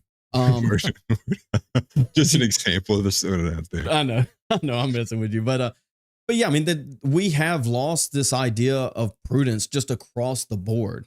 Right. And it is very notable when it comes to relationships too. Right. I wasn't going to go long on that. We kind of talked about the polygamy aspect Thursday. Dude, we cover any kind of topics, all of them. Most of them are in the realm of politics, but everything from religion to relationships. I know we don't cover that a lot, but right.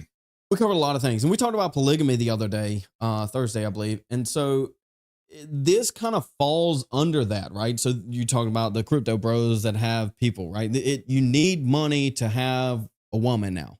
Right. That's just the nature of it. And so this is what I was telling Josh is just quit your job, dude. You're working a dead end job that there is no up to. And the only way forward is to quit and create something. It's a Hail Mary. You have to have a Hail Mary. And that's what these cryptos bros did. It was a Hail Mary into crypto. I mean, it's a gamble.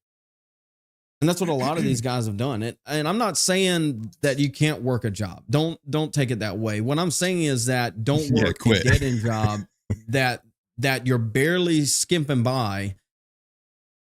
Believe in yourself enough to take a little bit of a risk. And I'm not saying go out there and try to, I don't know, do something crazy where you're going to end up on the street. But what I am saying is that you need to have a little bit of a plan, a little bit of a direction, and just kind of take a shot, because that's the only way you're going to win in this society that we live in until it's fixed. I'm going to give it all up, Zeb, and do skit humor. That's my goal. Come on, dude. I got an air mattress over there, and I got a studio out here. You can go TT outside. Right. And ultimately, and I'm going to be honest with you, I come from a situation where I ultimately had to drop out of college. I got in mass in debt. And for me, I ultimately realized the only way I was going to save myself was doing what I'm doing right now. And so I'm hoping that, YouTube can be the vehicle for that, because, when you don't have an education, right, every place wants a college degree. And then even at that, all the jobs that you could possibly get into are like, the pay is stagnant, and it's still not going to like pan out, to get you a home. So for me, it's like, I just had to, find a way outside of it to try to make things work. And hopefully that can be the case. But to what you're saying towards polygamy, you are kind of seeing that now. I mean, I can't remember. I think it was like Diane Yap. I'm trying to think who had that really ridiculous tweet that she deleted. But it was along the lines of like, she would rather be. Did she delete that tweet? She got so much backlash from that thing, dude. I'm pretty sure she did. So you know what I'm talking about, right? It was and I'm paraphrasing, but I can't remember what it was either. She said, I would rather, and I'm sure most women agree, be used as a fleshlight by a 9 or 10 that doesn't care about me than be forever a slave to a 5 I have to cook and clean for. think that, like, I'm paraphrasing, but that was kind of like the gist of the tweet. That's And- it. Yeah. Yeah, and it got backlash, but it also got a lot of likes too. And so on the element of polygamy, that kind of is what's happening.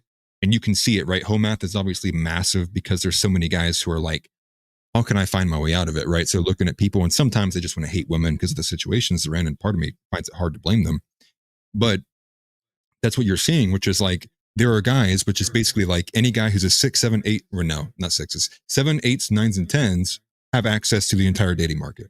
And then any guy that does not fit in that category is basically entirely blocked off. And the thing that opens it up, which is for every guy, he's basically betting 3 to 5 women. But what does that turn into? That means somewhere down the line, he's ultimately, he might not pick any women or get married at all. But there will be women who will fall away from that. Like we see it with the Dane Blazerian. There's that famous chick who posted about her husband for some reason, where she's going to have like 15, 20, 25 bodies. She's going to be alpha widowed and then with a guy. And ultimately their marriage will be dysfunctional because of all the choices and decisions that she made. And like that, and then that's the one thing where it's like, when you look at the big broad picture, that's happening so much. And I don't know how you resolve for that without having some kind of extreme pushback, which obviously the red pill is largely reactionary. But it still seems like there's guys on both sides of that. And part of it is because of the sneaky fucker, the beta male kind of way of, getting sexual access, which is like, oh yeah, girl, you're totally right. Oh yeah, sister, you definitely owned him. Hey, can I see you after tonight? It's like, that's like, that's what you're competing up against, because some guys don't believe in themselves enough that they play towards the female ego and hoping that will get them sexual access. And overall, I'm just like, it's hard not to be black. Well, yeah, I mean, I would largely argue that the red pill movement kind of facilitates this polygamy style, but and Right. this is kind of where I depart from them. But what is going to have to change is, not to put Josh on the spot, but guys like Josh, 26, 27, 25, Doing roasted. 24, maybe even on down, to the point where there is no sexual marketplace. Right? I mean, it's all sold. It's all sold on OnlyFans, right? It's Right. almost free, but there's no real How do you know access for that? those guys. There's no real access. Well, I looked at some charts the other day. I've never been on it, but That's funny. when these guys have no access, not only are they disenfranchised in the voting sphere of politics, but they're disenfranchised on the dating market, right? There's no access to the dating market. There's no access to jobs. There's no access to have our voice or to be represented, right? No taxation without representation. We're getting taxed out the ass across the board. Not only, like I said, are we not represented in politics, we're not represented in the political sphere, we're not represented in the dating market, we're not represented in, I don't know, the job market, right? And so Yeah. at some point, it's going to come to a head where Josh is like, okay, I've had enough. Never mind, I'm not going to say that. In Minecraft. You know what I'm saying? Yeah. Where's Luigi when you need? No, I'm just kidding. Yeah. Well, You know what I mean? I get it. When this is There's no, what do they have to lose? If you're getting taxed 55%, which is Right. probably coming in the next 4 years, if you're getting taxed on your income 50%, you're making 40 grand a year, you're trying to live off of 20, your other 20 is going to some knickknacks down the street, but Riffraff. to wherever, not you. And then it's going across the oceans to wherever, who knows, God knows, we're Yeah, to funding go fund a Taliban genocide. and Israel at the same time. right. At some point, they are not going to have anything to lose. Exactly. And I think it's coming sooner than later. And Josh is wrong. It's the Homelander argument, right? It's like, sure, yeah, do it, but then I'll have nothing to lose. It's like, but we are getting to that point. And I think ultimately right now, I'm going to be honest, I think there's a lot of guys right now who have nothing to lose. Oh, I think sure. there's some guys right now in the current environment, no matter how hard they wanted to go to the gym, they are genetically predisposed to not being selected for the sexual marketplace. And you do get, a lot of dangerous kind of outcomes with that, right? Consequentially, a similar area that's like that, right? Where there's a lot of lack of sexual access is like a lot of the stuff in the Middle East. And you see what it does, right? When you combine a radical kind of zealotry with a lack of sexual access, you get suicide bombers. you get guys who are like, I don't care. I'll do anything if it means I'll get 72 virgins and it beats this life in this desert I'm in right now. And, not to say that they don't believe their beliefs because they believe in what they want to do. But that when you see not only the rising percentage of men disparticipating from life entirely, but also, I can't remember who pushed for it. It was like 2 years ago. They're pushing for red pill groups and discords to be flagged as like terror cells. So like, obviously, I think the government is already kind of fearing that, because of the discontent with life from young men, there may be some like, Ted Kaczynski's, right? Or like some kind of like elements like that could be upcoming and hopefully not. But I think that's kind of the path we're on right now. And you kind of, you're making me laugh when you're poking at Josh, but that is partly, so I'm a former personal trainer too. So that's like, Josh takes it well, man. 5 or 6 years ago. Or what's that? I said, Josh takes it well. Pause. I think at least he hasn't expressed. Yeah, I was thinking the same thing, but I didn't want to throw myself under the bus. That's funny. No, that's funny. But no, I started I'm going to start a fitness chapter inside my Discord because I want to, like you had said, right? Because I'm not a coder, I'm not an engineer, I'm not an architect. So like, but what skills I do have is like, well, I did like go get certified to be personal trainer. And one thing that I do need to see out of the men around me and in this movement is not being, pathetic fat losers. And this isn't to be offensive. It's to be like, we need to not be these things. And we need to actually remove our tolerance for them. And so you guys might not be aware of this, but, and I know I said I'll do questions after this. I'll make this point. We'll go to questions. But are you guys familiar with Beardson? Yes. And then are you also familiar with that new guy on the block, Hermes? Yeah. Yes.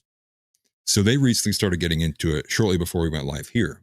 They're arguing back and forth, right? And so Beardson's basically talking about Hermes using Ebonics, and then Hermes arguing back to Beardson as well. You look like you live in an effing basement. And the thing is, I think they're both right. It's like they are kind of both right. Like Beardson ultimately is like, he looks exactly like, if you had an image, right? If I could think of an image in the dictionary right now of what an incel is, Beardson's photo fits right there. It's perfect. But also, Hermes does have a problem. We do have a problem in large with a lot of white men who still are hiding under like the kind of the wigger lens, right? Like they're avoiding, because they feel, in their opinion, in their perception, that the identity of the white man is emasculated. So they wrap their identities into more kind of black leaning culture aspects. And so, across the board, mentally, physically, emotionally, like the white man has been deracinated, right? It is like, that is like what's been occurring. Now we could go into details of like who it is. But overall, comprehensively, it's like, those are some of the things we got to push back. And that, again, the movement, if you will, that's kind of one thing that I've had my attention towards. It's like, I would like to see not only our men be more physically fit and in stature, because not only will that help them in their ethos when they're making arguments, but also their sexual persuasion in the marketplace will increase. And then two, it's a passive optics play too. Yes, exactly. And you give less ammunition to CNN to put your face on there and say, look at this incel Nazi. And then everyone goes, oh, that's exactly who I thought I would see. Yeah, It's but like then I'll never make it on Jubilee. What do you mean? Yeah, right. Which I would never go on Jubilee, right? Like, I feel like if I would go on Jubilee, I'd do well. Then they cut my segment out. Oh, for sure. For sure they would. I mean, I would go on there in a second. I've actually tried to apply, but there was no like positions for me to apply to because it's very selective in what they accept in applications. Really? No spot for a Confederate general? No. No. That's funny. No, Dude, I do love I would go full dress navy blues if I went up to Jubilee and it was anything Civil War related. Yeah. Let's go, dude. I get it. Well, I wanted to go ahead and turn over to questions actually. But I did want to say too, was there anything you wanted to talk to me about that we didn't already address or that I might have entirely missed? Yeah, I mean, I guess the question is, what's your play? I mean, we know a little bit about your content. I mean, what's your goal? Are you trying to make money? Obviously, I mean, everybody is. We can't do this for free. But outside of that, I mean, what's your play? We're trying to organize. We're trying to build a community. We're trying to, I don't know, go full-fledged Nick Fuentes, Cozy TV. Well, so I'm of a couple mindsets, but I guess I'll largely go back to what I'd said earlier, which is what happens if we don't have Nick anymore? Ultimately, I think the movement gets very vulnerable. It becomes open to being co-opted by people who pretend they're conservative, like Captive Dreamer and others who are just, to me, huge subversives. You lose some of the manpower to fight against people like Joel Berry, Seth Dillon, and every other Zio that wants to, push this absolute trash. And also, I actually agree more with Josh than where you were at. Well, I think on the Patriot Front aspect, I tried getting some of my thoughts on that stream you guys had there. But ultimately, like, I do think that the framing should be competing with TPUSA, not competing with the U.S. Army.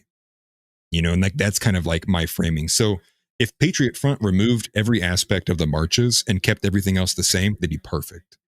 But it's this kind of like, they're giving the government a reason to Ruby Ridge. I don't necessarily disagree with you. I guess that's kind of me trying to put myself behind. I don't mean to cut you off. Kind of ask you the question. Oh, you're good. You're fine, man. Interrupt your answer. But I mean, that's me kind of putting a little bit of push for the Uncensored America guys. You know what I mean? Right. Exactly. I agree. I'm not necessarily in favor of military show of force, I guess is how you interpret the Patriot Front thing. But I am in favor of showing up, right? Having like demonstrations, speeches, if you will. Yeah, like I guess how Nick wanted to do AF PAC, but it just fell through. You need third party people to be able to do that, and I think that's when you ask where does Uncensored America fall. I think that's where they fall, and I think people like I asked you the question because I kind of want to follow up in the same aspect is me, Josh, you. People in the same space that are trying to do the same thing. I mean, we're obviously there's a growing audience for it, and that there's a growing supply of it.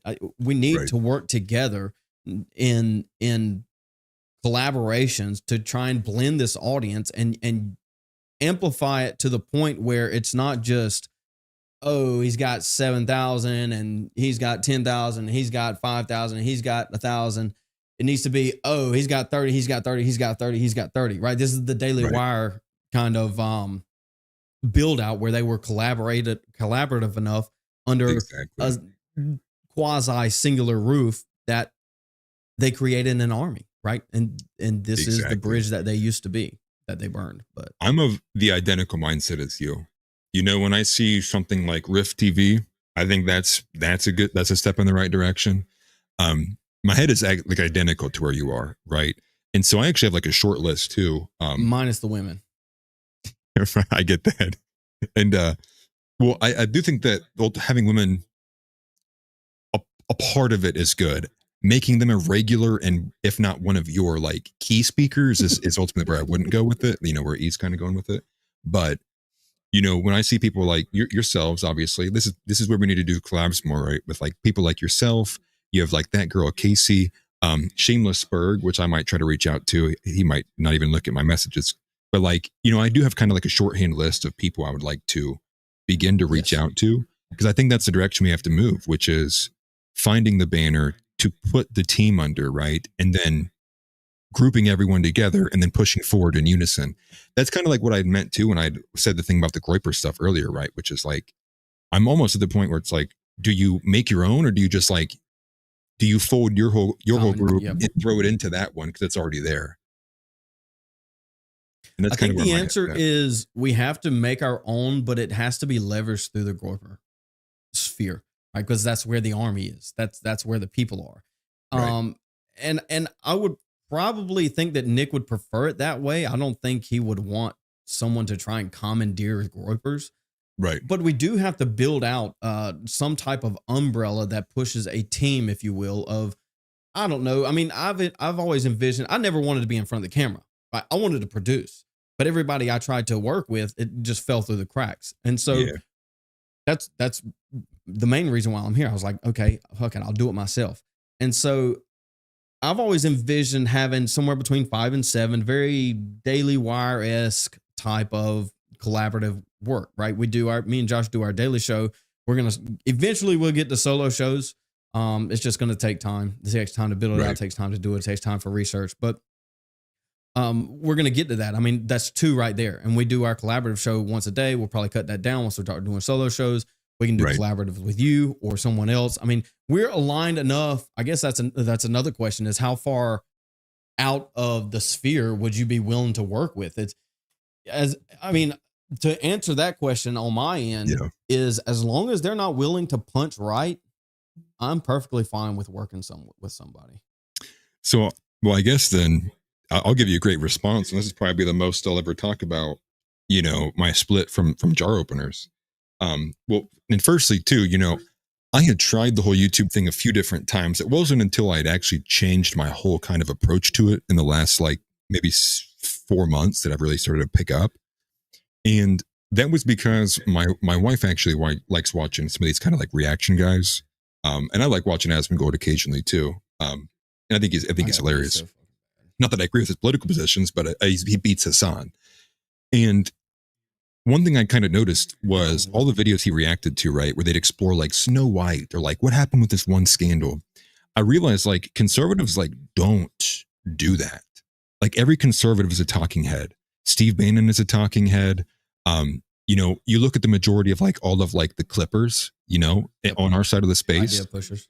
They're So I did the same thing. That's how I started out. I started out very topical reaction. So I was covering Daily Wire Crowder when I first started out, and I was putting out videos like that. I mean, they were relatively decently produced at the time. So that's how we started out.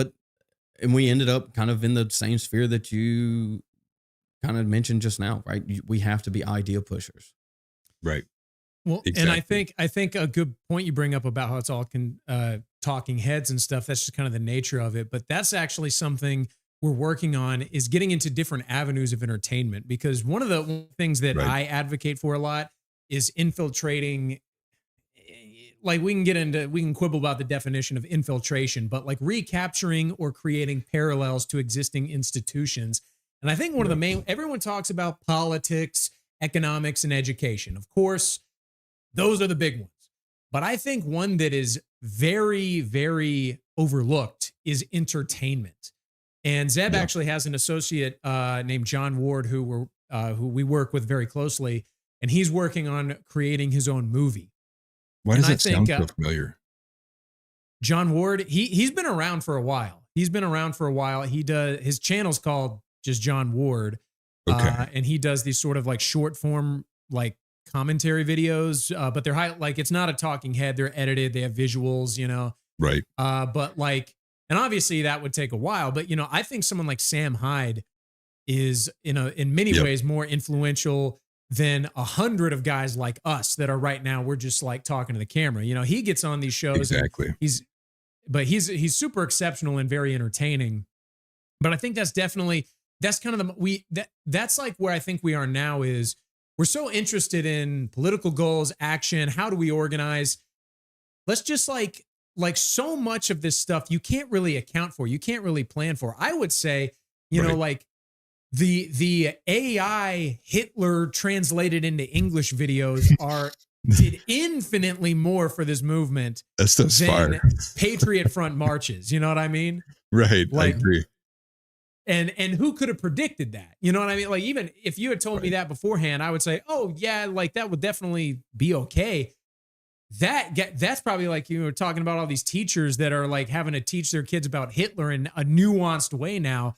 I guarantee that's what did it. And that was on TikTok. And how many conservatives are out there trying to do things on TikTok because it's normie content, Right. Exactly. Well, and that was kind of my thought too, which is the videos I make is nothing that Asmongold would ever want to react to, right? And so that's why I started making them, so I started adding the visuals. It takes me so much longer to make an 8 or 9 minute video, but dude, I wanted editing to- is a lot of work, dog. I don't think people understand. right.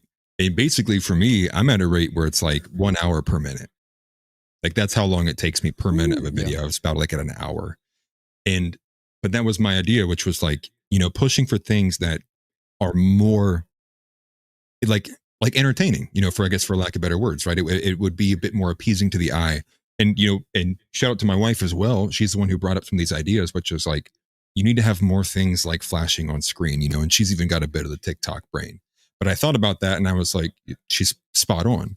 Who wants to sit and listen to Steve Bannon where his face is in the corner and the website doesn't move for 10 straight minutes while you listen to him monotonely speak? It's like, that doesn't win ideas. It's only kind of confirmation for people who already lean that way, who just wanted to hear what Steve Bannon had to say on top of what they were already thinking. And so that's where I kind of, had that change of mindset there. But you are right, and this is where we have to kind of reach out to these new avenues, like entertainment, but also finance. Like finance is a major one. We don't have a Peter Thiel behind us. We don't even have an Elon Musk. We don't have who's the big dog billionaire is going to come out of nowhere and say, you know what, I'm a Christian nationalist. F these guys over in Israel. Where's that? When is that coming? I don't think it will. So we have to like make it ourselves. And so, I think Nick is spot on when he talks about being elite human capital. And that's what we have to be 6 ways from Sunday. Personally, that's mentally being equipped. When someone talks about the Epstein files, you better not go, well, I think it was. No, you should know that front and back because Ryan Dawson put a 20-minute video on YouTube and it takes 10 minutes to get through. Write notes down. Be prepared. Be the elite version of yourself, right? What did he say? Polymath. Be the men that we were, you can grow up and watch that we used to be back in like the, 40s, 30s, 20s, 50s, even in the 1800s. Like these men were great beings, we're really not producing any more kind of like great men anymore, if you will. You got some popular ones, but not really any that are like, James Dean, John Wayne, in that vein. Clint Eastwood, even he might even be one of the last ones that kind of represent this duality of man, which is, being a hard ass, but also being intelligent, being capable, and you fighting against, what is it now? Like 30 straight years of every guy is basically Homer Simpson, retarded, incapable, fat, lazy. Their wife hates them. The kids hate them, and it's like, let's not be that. Let's actually actively hate that and make it so that when people watch those cartoons, they're like, why do they keep doing this? No guy I know acts like that. And that's kind of maybe where I would leave it in terms of like where we should kind of brand ourselves as men. I do want to go to questions though. And I do want to say as well, I saw the super chats coming in. Thank you guys. I appreciate it very, very much. I'm sorry I didn't say anything as you guys were sending in super chats. But if you guys want to right now, because there's been so many chats, so I've lost a lot of them already. If you would just type in Q at the top, put a space there. That way I can tell you're asking a question and then rip us your guys' questions. We'll try to get as few as we can. I probably have about 10, 20 minutes before I will have to go, because I got to take care of my daughter here soon. So I'll watch and see some of those roll in. I'm going to go ahead and grab a couple because I probably do have some here right now. Let's see here. Let's scroll up here. I think Donnie asked when I'm growing my beard out. I just trimmed it like 2 days ago. Dude, the mustache makes up for it, so is what it is, dude. Yeah, you're looking good. If I grow my beard out, I look fat. I feel that. And I don't want to look fat. I feel that. Listen, either of you guys want to join the Discord as well too, definitely join it because I started the fitness thing a little bit ago. I will give you paid information for free. Did post once a day. Ooh. I despise Discord, but we need to work on a Discord.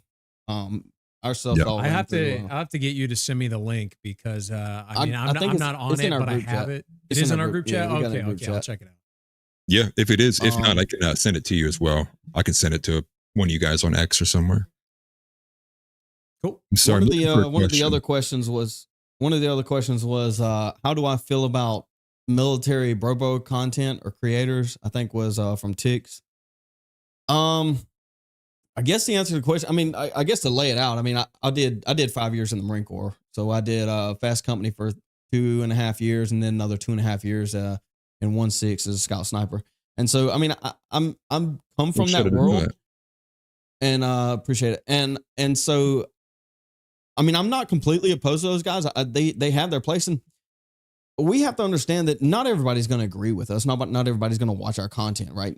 We need to understand that, and everybody has a role to play. And he named some names like Jocko. I think Jocko does really good work from what I can tell. I mean, I don't watch these guys religiously, but yeah, you just need they have their niche and they play that like donut operator, right? He does very, very much reaction videos to police stuff. And so they had their niche that they played. I can't listen to Jocko.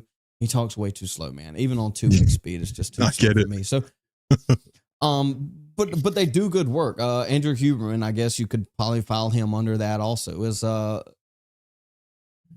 I mean, these guys have a role to play and they do good work. It's just not my place to do that content. Does that make sense?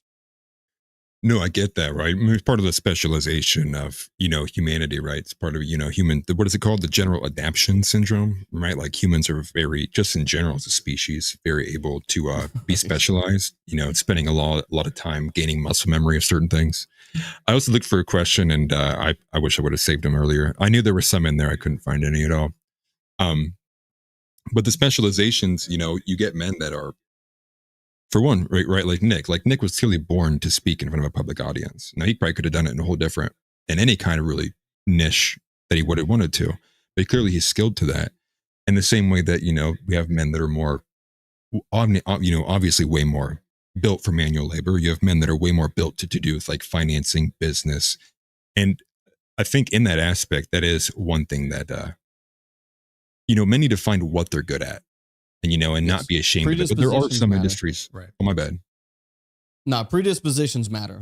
And you need to build to your strength, right? And so, Right. I don't know. You ever heard of Dan Coe? It He sounds puts out familiar. really long. He puts out really long essays on YouTube. He's got a massive following. He does really good work. I really like his stuff. But Okay, he kind of, I agree with him in the same context where he says the generalist is the future. Not to say that specialists don't matter or they aren't going to exist, but what it does mean is that someone that's able to take from the finance, from the political, from the religious, from different aspects, from the military, from all of these guys, the geneticists, the biologists, and apply that as a whole is going to be what moves this country forward. And I think that's what I guess we're trying to do, is because we cover so much. Yeah. Not that we're stupid, but that we don't have a specialty. And I think that gives us a little bit of a benefit when it comes to trying to assess things in a certain way. And also I'm retarded. I feel that. I feel that. I'm kind of retarded. I feel that on so many levels. I'm not getting any questions rolling in. I'm also like blind, and I wish I'm not as good of a streamer as I wish I was. So I'm sure there's other questions in there we would have had. Donnie said he actually asked when I would grow a man's beard. What's a man's beard? Like I said, I just trimmed it, dude. It was decent. It's just thin on the sides, man. I need some more testosterone, I guess. I get it. I had a mistake. I ended up getting like too low with one of the razors I had. I had to take mine down. My beard before I started really gaining traction was like down here. It was like touching like the middle of my chest. Are you Orthodox? Yeah. So I lean Orthodox. So what my technical position would be an inquirer. I'm definitely not Protestant. I had to walk away from Protestantism.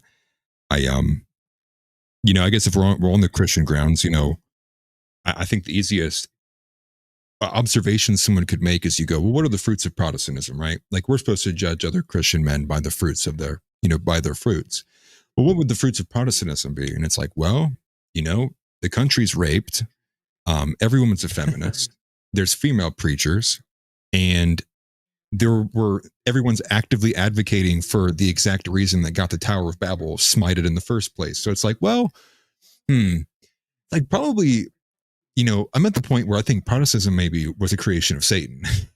I'm like, there's so many flaws in it, so much rampant exegesis, so much, the brokenness of a bajillion denominations, and ultimately, having a lack of a kind of structured hierarchy and a relation to the church fathers. It just lends itself to people just going, I woke up and I read the Bible and this is what I thought it said to me that day. And that's what the lesson is. And that's what most of the evangelical churches are. And I think it's been you talking to the wrong crowd down here in South Carolina.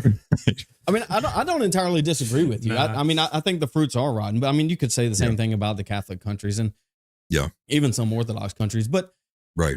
I mean, I think without getting into, because I mean, we could debate this all night. I mean, we've been doing it for a while, but I think you have to look at the thing itself. You should judge men by their fruit because you can't assess their heart, but we can assess theology, right? We can take the idea and apply it and see, is it true? Right? We can't look at a man's heart and say, is he saved? These are I think fundamentally different things. And so this is why I'm Protestant. But at the same time, I don't disagree with you. I think the fruit is rotten. But that doesn't mean that the thing is false. That just means that it's been infiltrated. Right. And rotten from the inside. And I think a big part of it is because I actually I'm kind of on a exploratory path. Like I've been going to Catholic Mass. I've yet to go to an Eastern Orthodox service, but I want to. Yeah. I was born into a non-denominational Christian home, and I definitely get what you're saying. And I think though, we have to sort of separate our faith from our political desires. And I think this is why you're seeing. It's a good thing that a lot of young men are coming back to Christ, but they're coming back to specifically Catholicism, which again, where I stand right now, I think Catholics, Eastern Orthodox, and Protestants can all be saved. So I'm fine with that. However, I think what's happening is the disorderliness of society as it is today is leading to a desire for order, and Catholicism specifically, people just know about it more than Eastern Orthodoxy. Right. And this desire for order, this desire for hierarchy is what's leading to Catholicism specifically, not that it's true, which it might be, but I think that's where it's coming from. No, I think you're spot on there. And, I saw some statistics some time ago, Jay Dyer would probably smack me for getting it wrong, but it was like something like, I'll be right back. 15 minutes. Orthodoxies went from like 500,000, back in 2021, it was like 500,000 or something to it's well over 3 billion converts now in America. So by that measure, I think it's the fastest growing Christian denomination in all of America.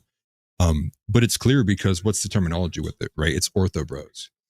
And I kind of look at it too, Nick is an exception, for being someone who's forward facing with Catholicism.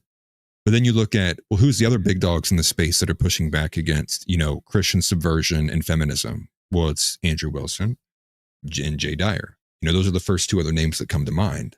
And they're both Orthodox. So I think there's also an element of it too, which is there's probably a lot of guys who ultimately probably bought into Andrew Wilson because they saw he was roasting a feminazi, but then probably also heard him speak towards Eastern Orthodoxy, got intrigued. And then when they're looking at Protestantism versus Orthodoxy, they're going, dude, one of these matches what my Bible says way more than what the other one does. And it's an easy switch from there. And so I think there is an element of that too. For Protestants, it's Joel Webben.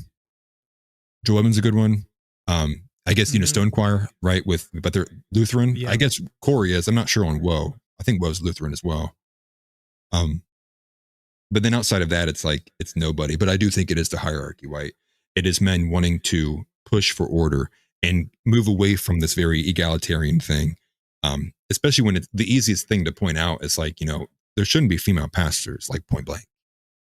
Period. Yes. But even that seems like it's too much of a jump. So guys are just abandoning Protestantism entirely. It's why? It's what Regime Zoomer gets angry about, right? Which is this retreatism. So these guys are we can't win the fight here inside of Protestantism, but we can leave and maybe join Orthodoxy and have a fighting chance, or leave and join Catholicism and have a fighting chance. And I think that's kind of what the environment or the climate is, I guess, with Christianity right now, at least from what I see. No, I think you're absolutely right. And I think a lot of it is human nature. And this is a topic that Zeb and I get into all the time. And I even get into a little bit on my day job, the morning show there, is this idea of the masses. And I think the large majority of people, they desire to and they'll never admit this, but they're built with a desire to be led. And nowadays it's a good thing in some ways and it's a bad thing in certain ways, but there's such a avenue into all aspects of information. All of the traditional institutions are no longer trustworthy. So everyone is kind of just left up to figure it out for themselves. Right. In some ways that's good, but in a lot of ways it's not. And I think that's what you're kind of seeing in church is it's like this desire to go to Eastern Orthodox, which I even have. There's this desire. It's like, yeah, like when I first moved here to this town in South Carolina, I started going to a bunch of different churches and it was all different. And in a way it's like, well, in that way I can kind of, they call it church shopping. I can kind of find what I'm looking for, but Right.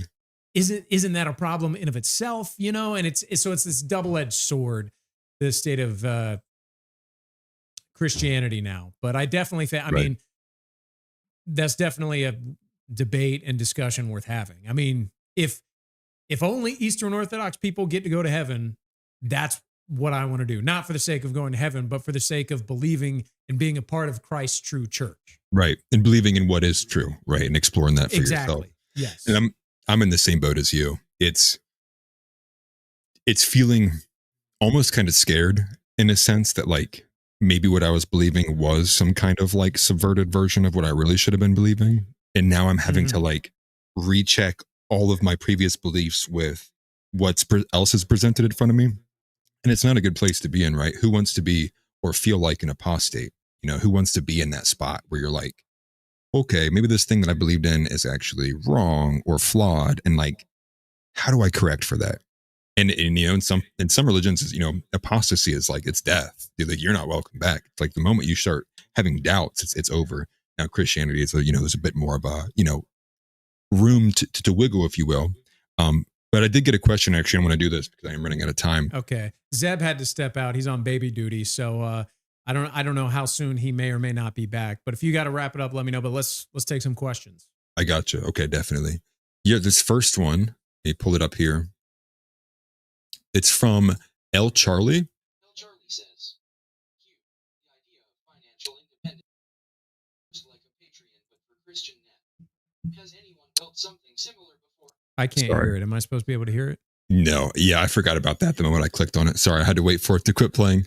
L. Charlie says, question. The idea of financial independence sounds great. Almost like a Patreon, but for Christian nationalism. Has anyone built something similar before? A Patreon for Christian nationalism. Like, yes. I'm assuming in the idea of financial independence, right? Like a Christian organization, but I believe Give, Send, Go, it's pretty sure Jacob Wells is a Christian, is he not? Yeah, I mean, I'm not really sure what this guy means by financial independence and a Christian Patreon, where it's like, what, like, are we donating to each other? Like, where's the money coming from? I'm not sure what he means. I'm assuming he means like a parallel to Patreon, right? Because everyone knows Patreon, you can get banned for having different political opinions. I guess he's asking, is there a Christian alternative that exists already? I see what you're saying. At least not to my knowledge. I don't think so. I don't know.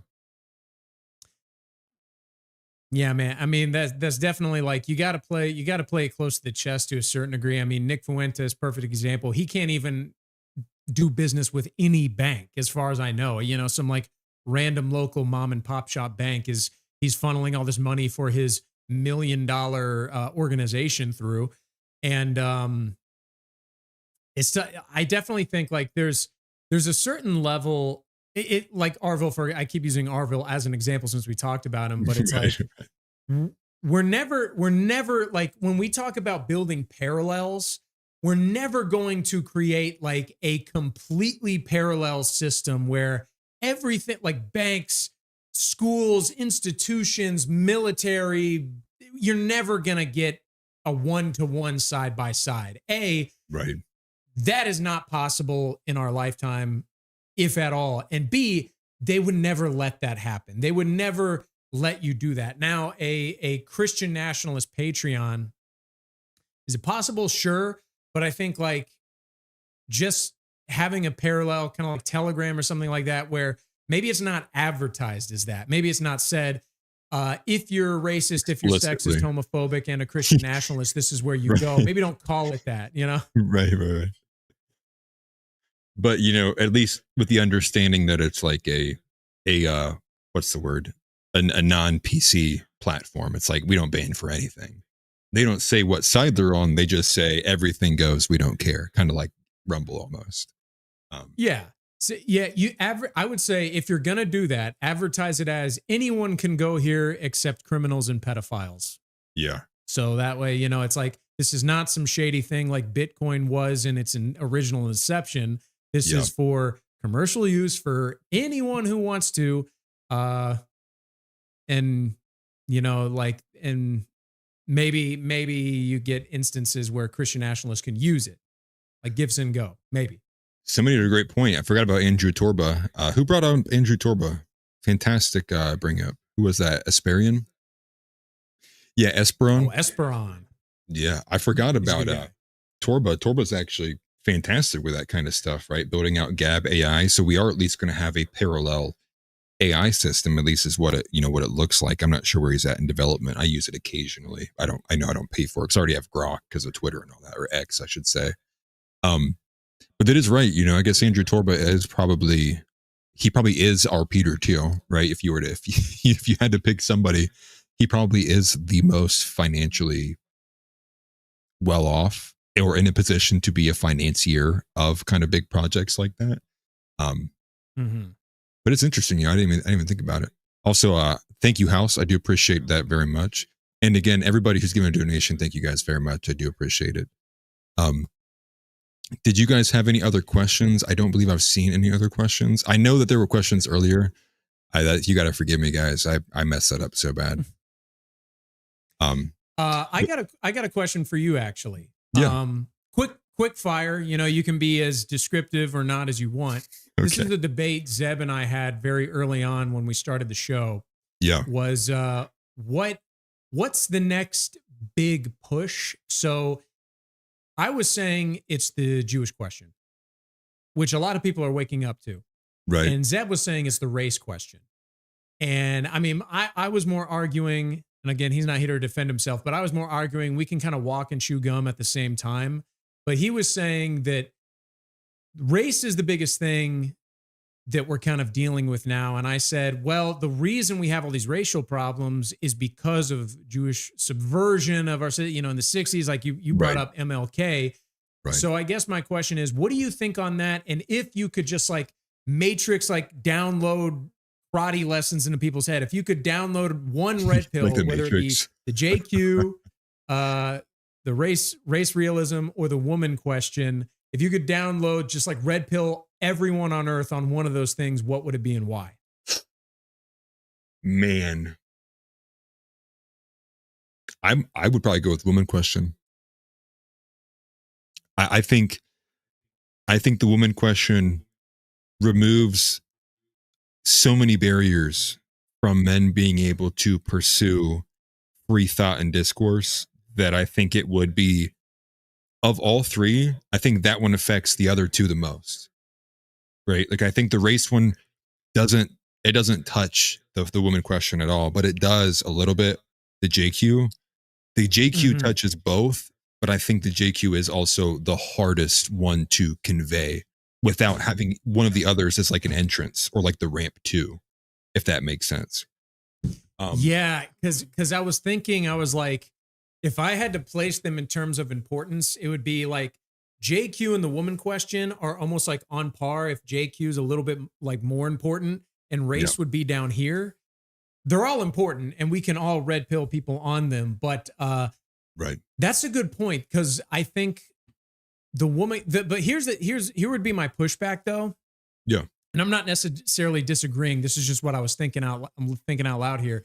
Is with the woman question is understanding woman's nature, understanding the male nature by comparison, and applying those things to your life are two very different things. There's so many men. I mean, there's so many men that get it, but still are simping. You know what I mean? I think that's almost like, it's like understanding why we need to breathe and then holding our breath for as long as we can are two very different things. The Jewish question and the race question, if people truly understood the depth of those things,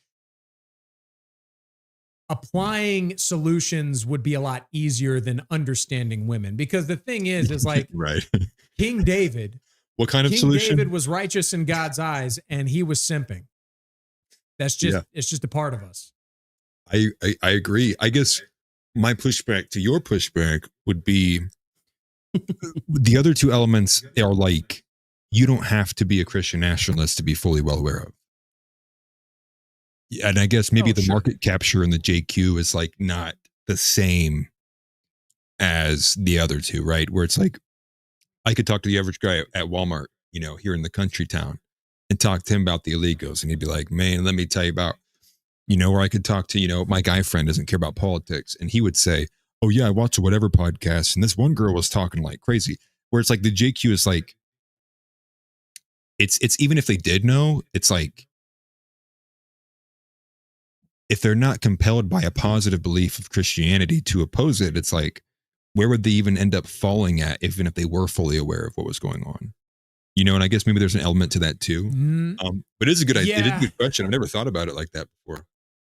Yeah, I get what you're saying, but I do think, here's the thing, is them understanding, like the masses kind of getting the JQ is one of the most terrifying things to the Jews that there is. And think about it like this. Yeah.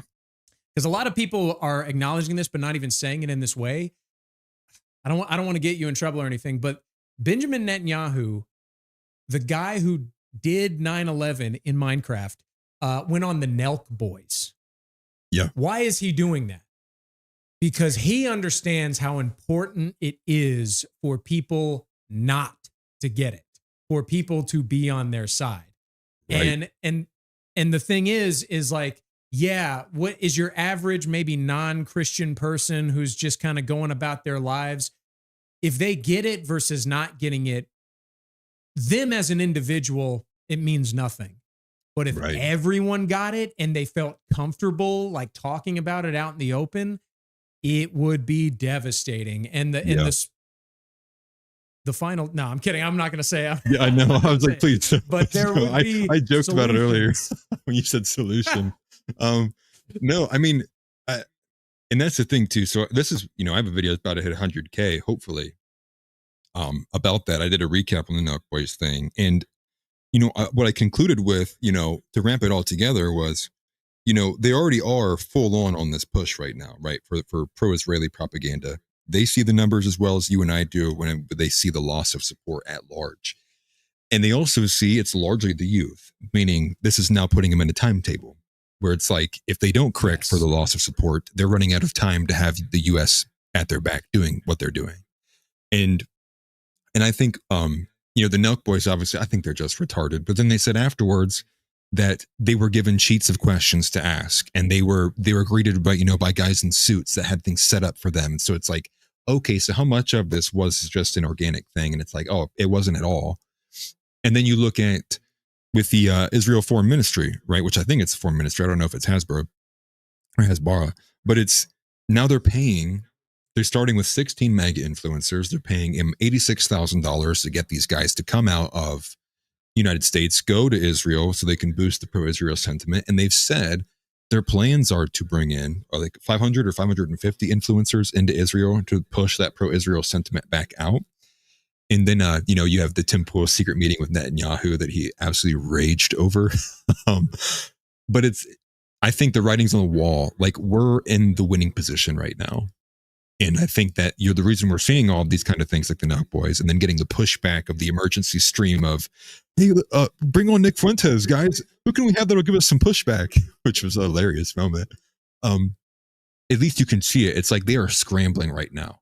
And I think they're well aware of that. And I think ultimately means we might even be able to, you know, keep things status quo. The current pressure on the JQ right now is clearly working. Maybe we push some other elements too. Or maybe is that getting too greedy, right? Or should we push harder and just get past the JQ and then look at other elements, right? It's like, how do you kind of, you know, decide where to divvy up all of your manpower, if you will. But with that, though, I am kind of getting at the end of how long I can go. Is there anything else you guys wanted to say? And definitely shout out your show and your links as well, because they are in the description of the video. Yeah, I mean, I think you linked our show to in the description, and I think it's been on screen most of the time. We do outside the Overton. That is me and Josh, and I mean, I think the name kind of says it all. We are outside of the Overton window. Not only are we outside of it, we're trying to bring it over to us. I know we don't have a ton of voice right now, but it's coming, right? We are winning, and we're just trying to get ahead of it. I'm not going to be the Charlie Kirk that says, "Hey, we need to staple green cards to every diploma that comes out of USA college," right? And then flip 4 years later and say, "Oh, maybe immigration's bad," right? We're already there. Right. And so that's what we're trying to do. We're trying to build that. We're not goalpost movers. We have our position. We know our position. We know we've been here for long enough time that I think gives us a little bit of credibility there. So right. We understand that. We're trying to push that. That's what we do. We cover, like I said, everything from politics to Josh is trying to dive into a little bit of more pop culture. We cover the Con Inc. type stuff, anything and everything, right? If we feel like talking about it, we're going to talk about it, and we don't stray away. We got our first strike the other day. Well, I guess we got a warning technically. I think I dropped. Welcome to the party. So I don't know how long we are for YouTube, but we're going to get a hold of your Discord server. We're going to get try and keep in touch with you over there. But outside of that, we stream weekday around, I don't know, 2:45. Probably going to move it to 3. I am in the middle of a rebrand right now. I'm trying to work on that, trying to get that ready for Monday. We'll have a complete rebrand Monday. So hopefully that'll be a little bit more engaging, and going to bring that, like I said, weekdays, 3:00. We try to do something on Saturdays. I usually have something on Sundays. Another guy you might want to check out is John Ward. I don't know if you've come across him. That while you were gone. Yeah. Okay. Yeah. Check out John Ward. He's definitely one that we need to throw into that pile if we start, I don't know, building something, right? And I've talked to him about doing some type of umbrella branding, if you will. So yeah, he's definitely on board, and he's got a little bit of a following behind him. So I don't know if Josh wants to add anything, but he has his own channel that he's going to start posting a little bit more stuff too. I don't know. We're just trying to, we're early on, man. We've been doing this about 6 months, and we're just trying to figure things out. I think maybe like you are still, but this is, I think this is what it takes, and this is what it's going to take. Yeah, exactly. And before Josh goes, I just wanted to say, one, fully on board. Would love to be a part of something like that, because I completely agree. I think that's the next step, the right step to make. And 2, good luck with your rebanding. And 3, I should have said this before. Thank you guys both for coming onto the show. This has been amazing. It looks like we're doing numbers. Got over 70 likes. It's good content, and I would obviously love to collab with you guys again. Maybe I'll have to switch it, right? You guys host me next time. Give you guys some channels, some play. And thank you again for coming on. I appreciate it. No, thank you for having us, Josh. I mean, yeah, I don't really have much to add other than to say thank you. That's really what I want to say, because I think, like Zeb and we all were talking about, is doing each other favors, kind of like recognizing, real recognizes real, and then helping each other out. That is that's something that, despite what stage we're in, we're always going to have to do that. So thank you for allowing us on.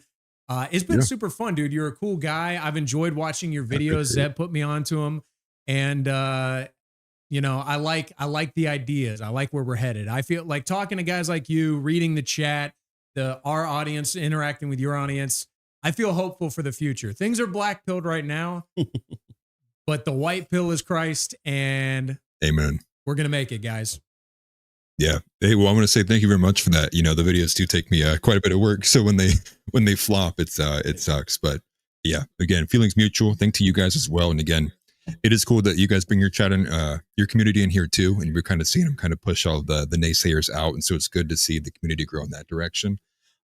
As always, Christ is king. I think that's apparently clear where I'm at with that too. Deport Kash Patel, ban women from public life. They need to all go back in the kitchen. And the other thing I guess I would add to that would be I do look forward to doing a collab with you guys in the future. And again, appreciate everybody for being here. Sorry, I was getting a choke on spit or something. Appreciate everybody for being here. And not sure when the next collab will be, but we'll coordinate. And like I said, I'll get you guys into the Discord. I'm sure my moderators are very excited to have you and bring you guys in. We'll keep a kind of a close-knit chat in there too. But with that, thank you guys very much. Christ is king as always. And I will see you guys tomorrow. I have an interview with Dark Cell tomorrow, guys. I want to make sure I don't forget about that. And I probably won't make another video for a few days. I do have to work at some point and make some dollar bills. But with that, thank you guys once again for being here. This has been fantastic, great, and I do look forward to do it again. And with that, everybody have a good rest of your night. I will see you guys tomorrow.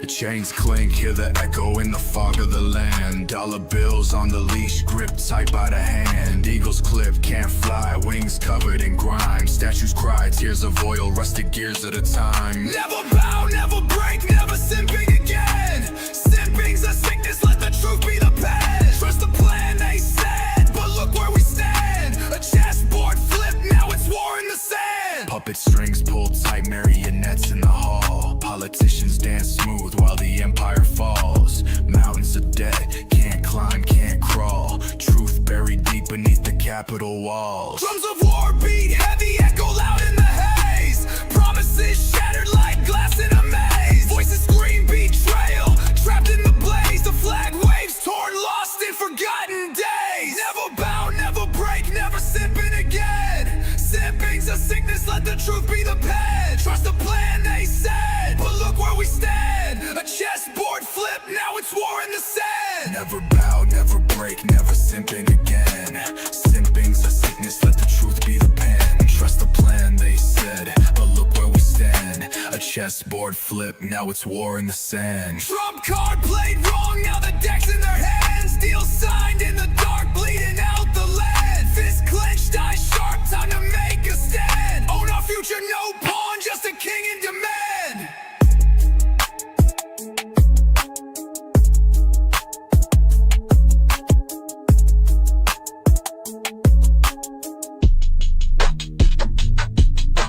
Trump card played wrong, now the deck's in their hands. Deal signed in the dark, bleeding out the land. Fist clenched, eyes sharp, time to make a stand. Own our future, no pawn, just a king in demand.